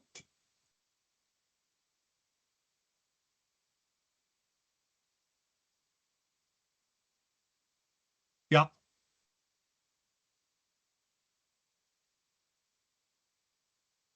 Gettysburg. I really want to be able to bend darts like in Wanted, Oh, yeah. right? John Wick. John Wick would be Would be interesting. good. Yeah. I was thinking Yeah, either yeah. like Terminator.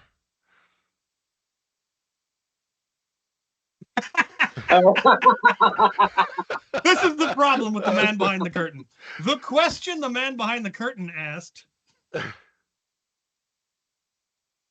Yeah.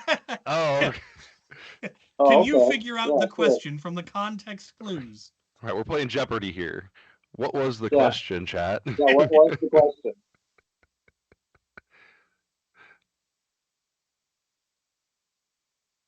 Oh, answer again?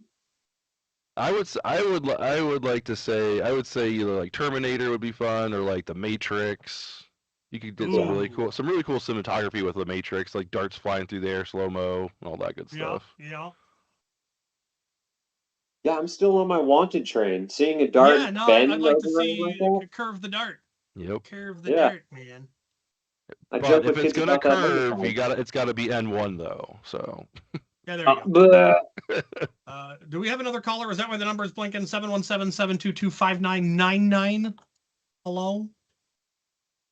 What? Okay. I've been lied to. Anybody figure out the question? Do we have a winner of I Jeopardy? don't see any answers yet. Oh, okay. There is Maybe lag. it's through. Well, they're just there Well, is a Nerf video game. I have it. I have a copy for the Wii. I I was found it about to today while say, looking for my Star Wars Battlefront discs. if this is an old man aim show, I was going to say, well, then I think Cap has to answer like Pong or something, right? Yeah, there you go. Pac-Man, but the ghosts are packing. Oh, Galaga. Oh, There there you you Galaga. go. go. There you go. Galaga, but Nerf. Galaga for sure. That's my go-to arcade game. Quake. We could do Quake maybe. hmm So, are we also in the setting or just the renditions of? They got it. Yeah. There you go. It's a high five. Recreated a scene from the Prometheus and a Stonewall shield. That'd be that. Yeah, that's pretty cool. Nice. Shields. Shields are something I'm starting to play with. They're a very unique thing in the game. Yes. They No they tower can shields they or can add a lot of anything, fun. They can also break everything, which is why we allow Mega and Up to pierce shields. Yeah, yeah. I haven't ran like a tower shield or anything like that. Just a small shield, and it's fun. When you guys run them, do you have like a limitation on what blasters they could use, like single shot jolts, or do you kind of just let them run?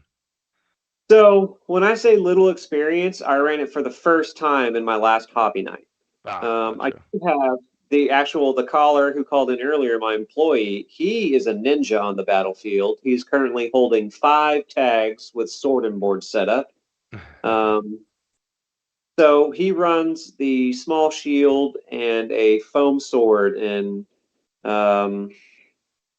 what eliminates his shield is sock bombs. If we get Yep. more people to get more on the MXL bandwagon, that's what will also eliminate it. That's just for our regular hobby night, though. Blitzfire, I expect all the guys to have that stuff. So during, obviously it's like, okay, MXL and sock bombs will pierce it, blah, blah, blah, Yeah, that's become pretty standard. That was the rule we came up with here. I implemented it because I was too good with the tower shield and I felt bad. Yeah. They're like, no, we need limits to what blasters you can use with a shield, and there needs to be a way to take them out. And we tinkered with those rules a lot on what is and isn't allowed with the shield and what does and doesn't pierce them, and we've settled on simpler mechanics. We've got a caller. We've got a caller here at 717-722-5999. Hello, you're on Get Off My Lawn. Hello, youngsters. Who are you? What do you want? Who, me? Yes. I can't tell if I'm on or not. You're on. You're on. All right. I'm calling from the Old Hares Senior Foam Dart Team in the backwoods of Kentucky. We are the current world champions, senior team. And I just thought you'd like to have me on your show. Huh? one of one. Brilliant. That's the way to be. That's right. Do you have a question? No. Brilliant. No. I just want to tell you. I just want to tell you guys quick, especially that young man, Captain Xavier up there. I'm 72. Everybody in our group is 65 or older, and you inspired a bunch of old people to get out and have some fun. Responsibility. Huh? That's the way to do it. We have 8. There you go. Amazing. That's 65 to 72. And we're coming to kick young ass is what we're coming to do. Excellent. Oh, you'll love to see. And we just want to get the word out there. If you have any sympathy on us and try to take it easy on us on the field, we'll be aiming for your Adam's apple. Good. If they're foolish enough to leave it exposed by not having a beard to cover it, they have it coming. No, we're having a blast down here. We're actually building a course, which consists of 6 different battles, and that's the route we're going right now. It's a lot of fun. That sounds awesome. And I won't take up all your time. Just want you to know we exist. Where were you again? And how can people find you? My name is Daryl Hale. I don't know. I like every one of your videos. I have a Facebook page. We don't have a designated one yet for the group. We're in southeastern Kentucky. Southeastern Kentucky. I think you're the first group I've heard of in Kentucky. You should definitely reach out to me and Al. We'd love to have you on the show as a guest. Yeah, and not only do we have to dodge darts, but we have to dodge copperheads as well. Ooh. So it adds a little to the game. Yeah, we got Diamondbacks out this way. I'm just kidding, but we've built a course for you. Each one's a different battle. We have a machine gun nest that you got to attack. We actually have a drone course where you get attacked by drones, and it's a blast. That sounds amazing. Yeah. So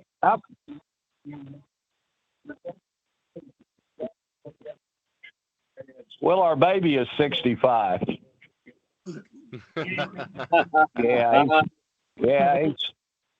I'm 72. I am the oldest. And how long have you all known each other? Were you in Vietnam together? I got drafted but didn't go. That's how close I was. No, we're just a bunch of old country boys, country girls. We're kind-hearted, diverse. We're going to get along with everybody. We're going to go to Maryland. I have no idea what's going on up there. That's all right. Don't worry. It's a shame. That's going to be awesome. But I just wanted to give you all a quick shout. And that young kid, Captain Xavier, inspired us a lot. And I'll get off here and we'll keep in touch. We want to get our group on the map or whatever, the chart. And I know We're halfway between Knoxville and Cincinnati, so either one of those places we plan on going. Cool. Perfect. All right, my man. I'll get off here. Hey, you That is guys awesome. keep rocking. You too. Awesome, man. That's cool. All right, bye-bye. So That's that the kind guy, of stuff That sounds Uh, awesome. I want to go to that. right? Well- That sounds incredible. Like, we all know machine CR gun Nerf. nests and drone fights. That's been That's doing what this I'm 10 talking years, and about. I feel like an amateur all of a sudden. That is so cool. So CR Nerf and Andy Griffith have that Rad Dads of Foam show that they do.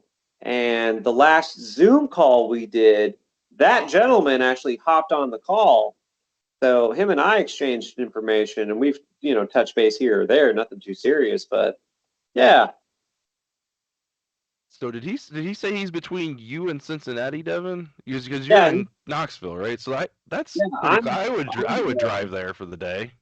Exactly. Like I'm East Tennessee. He's Southeast Kentucky. He's not far. It only takes me an hour to get to Kentucky. Oh yeah. Well, that's where I got my. I actually crossed the border to get my Access Pro the other day. Like I thought I was going to Cincinnati, and clearly not, because there was definitely a sign that said "Welcome to Kentucky." And I was like, oh well, I guess I'm going to Kentucky. Apparently. But Yeah, I yeah, think- we'll have to link up and figure out time to go check this place out. Yeah. Absolutely. Yeah, he was telling us they don't do PvP. It's all time trial courses. Oh, Okay. that also sounds awesome. Yeah. Very unique. Yeah. Yeah, a bunch of big farmland, he said, bunch of acres. I was like, well, then that means we could, pretty much run almost anything we want. Mm-hmm. Yeah. Yeah, we It's gotta get in contact. Venue, and do man. something. Venue's the hardest part, but if you've got property and you want to do stuff like that, oh, the sky's the limit. Exactly. Well, that's kind of like your setup, right, Cap? Don't you have some property that you run Yeah. games on? Yeah, I've got an arena in my backyard. I've got a target range. I've got a comp field. I've got 2 more large areas that I'm looking to develop, and then the shop, of course. When The are only you thing I gonna don't build- have I need more bathrooms. So I need to figure out the easiest way to rent porta potties if I want to run some bigger events here. Good old Porta Johns. Yep. Joe, you have any bricks? Just give them a shovel and tell them to go dig a hole. Right. We're all backpacking here, right? All right, Nope. we're gonna take one more caller. If anybody wants to get in, the number is 717-722-5999. We got time for one more caller. We're coming up at the top of the hour here. Daryl wants to make his farm a centralized pro tournament championship for everyone. That would be epic. Yeah, it would be. What would be the nearest airport to him? Anybody know? Lexington was going to be my guess. I don't know. I've never drawn up there. I'm going to ballpark between 2 and 3 hours. No, but Knoxville's not a good airport. Flights there. Yeah. That's why I flew into Nashville and rode Exactly. over with Talanax, because there were no good flights into Knoxville from where I am. No, and they're years away from making it. They are building it up to be an international airport, but that's still years away before that happens. They're still working on the parking lot.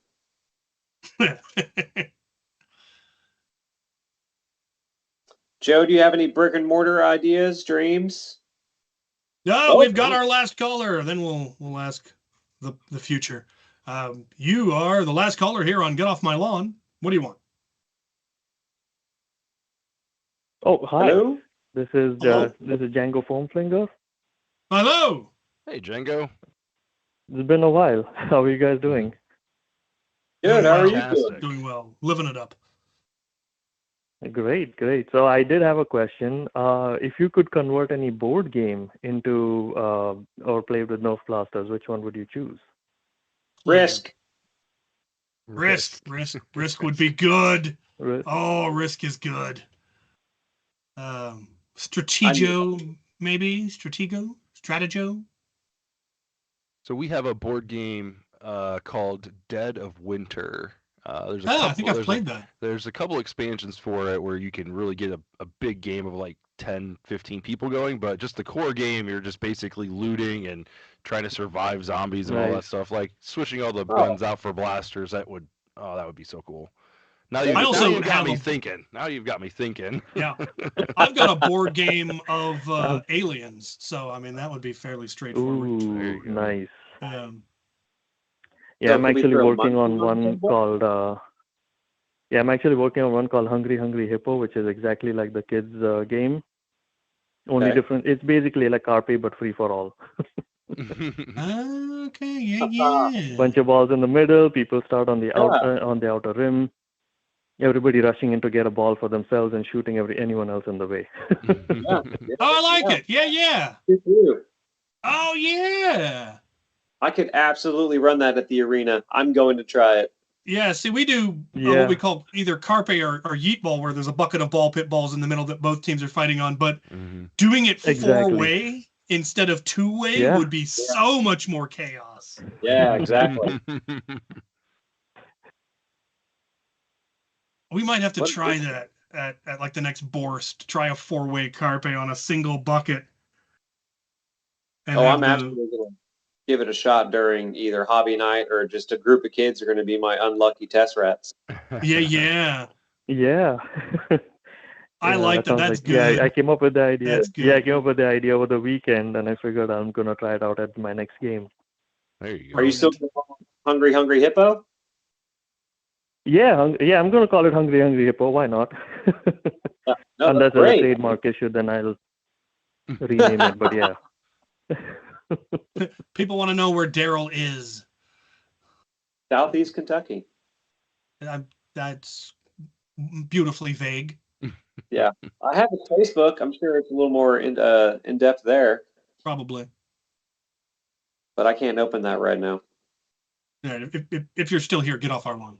Get off. Oh, okay. Get off the lawn. All right, we got 8 more minutes. So yeah, the question: backyard nerfer. Do you have ambitions for setting up an arena, for starting your own club? What are your goals? Oh, it would be nice to have like an indoor arena. That would be nice. I've dreamt about that for sure. Down the road, way down the road. That's like after the kids are out of school, and yeah, that'll be the retirement project. Yeah, there you go. When you're an empty nester. Right, exactly. Got a little while till into that, but plenty of time to plan. Yeah. Very cool. Big year for blasters. For sure. It was.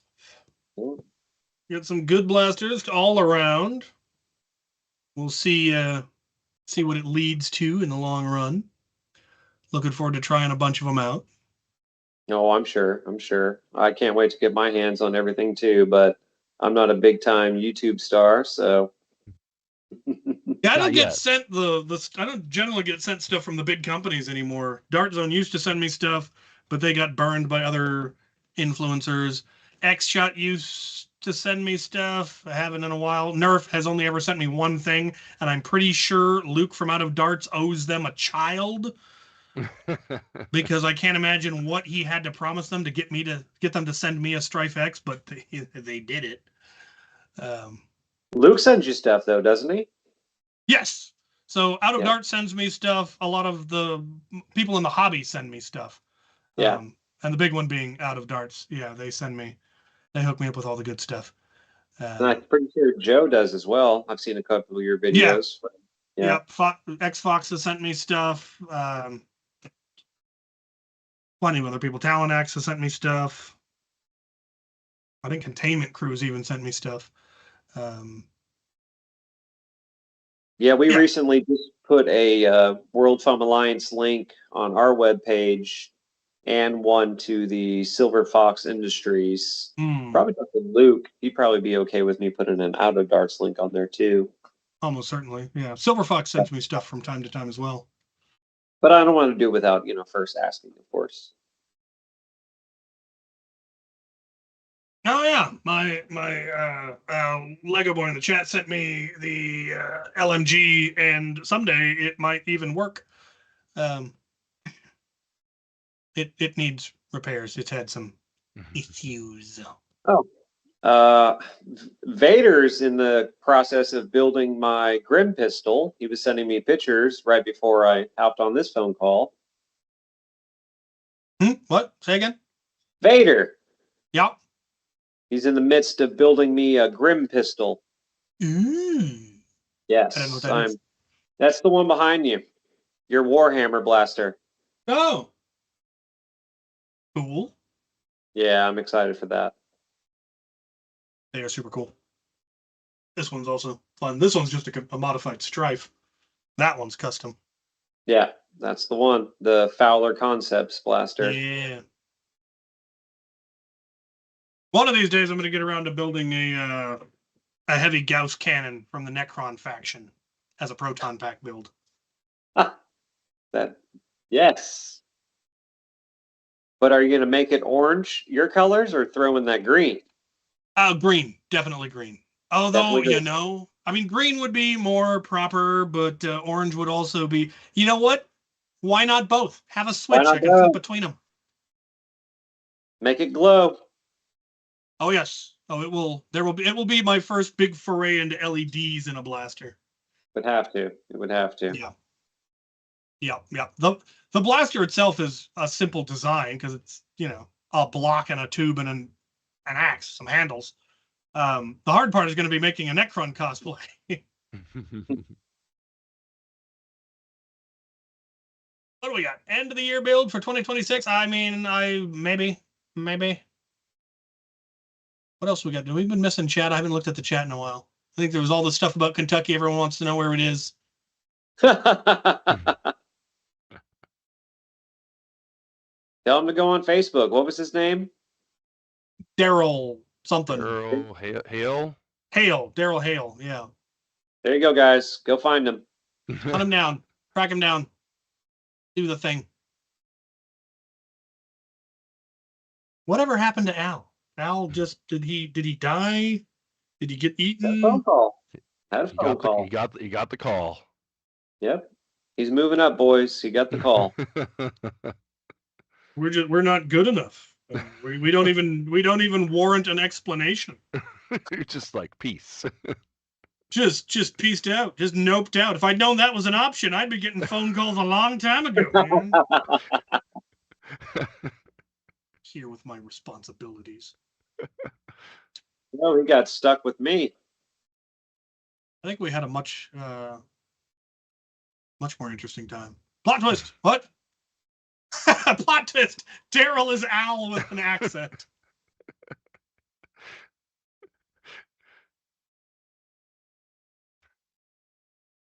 All right, Cap. Asked in the chat, when doubling springs by twisting them together, do I need to cut them to the same length? No, but it does help.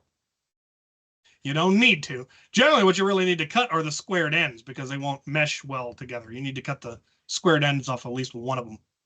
They can actually go together. Yeah. You're much better off just finding a heavier spring. There's lots of them about now. I pulled a bunch of rival Chronos stock springs out and goofed off with them to see how they could interact. I've really found a big part of the hobby is just goofing off with things. How do they work? Can I do this? Can I do that? Will this work? And it helps if you have one or two spares. Yes, definitely. Don't take apart something you're not willing to not be able to put back together. Exactly. Right. Because otherwise you're going to end up having to email me and ask me how to put it back together, and I will help you. Yes. Oh, your videos have saved me. I had to repair an Artemis. Thank you. Thank you. That's a tricky one. Yeah. Yes, it is. Yeah. I need to get back to making those videos. I enjoyed them. They're a lot of work. But I learned so much about blasters by making those videos because I had to figure out, what does this part do? I think it would be a big help, Cap. And you already have the following. It'll get out real quick. There's so many new blasters since I've last seen you do one. Yeah. Take apart a piston pump. show people how it works. How I messed up. I didn't take any pictures. It's sproined, whatever it may be, and do the thing. Well, that's, I mean, when I was doing it back in the day, I just did a survey. What one do you want to see next? And that's the one I did next. Yeah. And you know, I covered all the major ones, and a lot of the ones I covered are like, well, how do I do this one? It's like, it's the same as this blaster, just a different shell. Go watch that video. But things like, the piston pump is different enough from a Stampede, it would be worth doing. Yeah. Just things like that. Yeah, that's my 2 cents. Give me an excuse to take apart a piston pump. I've got one around here. I'd have to get a new one. No. Yeah, where can they find all of you fine individuals? They know where to find me. Well, Backyard, what's your Backyard channel? Foam on YouTube, on Instagram, Foam. and then I've got a Printful page where if you want to support the channel, get a shirt or hat or something like that, backyardfoam.printful.me. Cool. What about you, Devin? Who are you? I'm just Devin Tilley. I'm just some dude who operates a Nerf arena in Knoxville. So the arena is called B&B Indoor Foam Guard Arena. We have a Facebook, we have a YouTube, we have an Instagram, and we even have a TikTok for anybody who just wants some giggles. It's really not hobby related at all, but it takes the arena. Be aware the second B is a lie that I am still a little bitter about. I promise it's coming. I've heard that one before. Yeah, it's coming. I will come back when there are burgers. I will come back to the arena when there are burgers. We'll call it Blitzfire Burger Awareness or something. Yes. And I will come and I will not play. I will just sit in the corner eating burgers the whole time. Yeah, I mean, that's a dream right there, right? Yep. Yeah. All right, now, how does everybody find us, right? The World Foam Alliance, you got to do the pitch because Al's not here. Al's not here. So this is the World Foam Alliance. The goal of the World Foam Alliance is to bring people into the hobby because Nerf is the second largest toy line after Lego. We should be an enormous, enormous hobby, and somehow we still aren't. And a lot of that is because no one has any idea that our hobby exists because nobody talks about it because we're not good at advertising. And even if they did, how do they find us? You go to Google and YouTube Nerf Club near me, you're probably not going to find anything. So the goal of the World Foam Alliance is to be a place where people can find each other within the hobby and find out where the clubs are, how to start a club, where the events are, all of that stuff. So we will someday have a website. This is all non-for-profit, so we have no money to pay developers. If anyone out there is a developer or knows a developer or wants to become a developer just so they can help us, that would be cool. You can find us at worldfoamalliance.org. And we have a Discord. I hope the link is on worldfoamalliance.org. And yeah, I've run out of stuff. So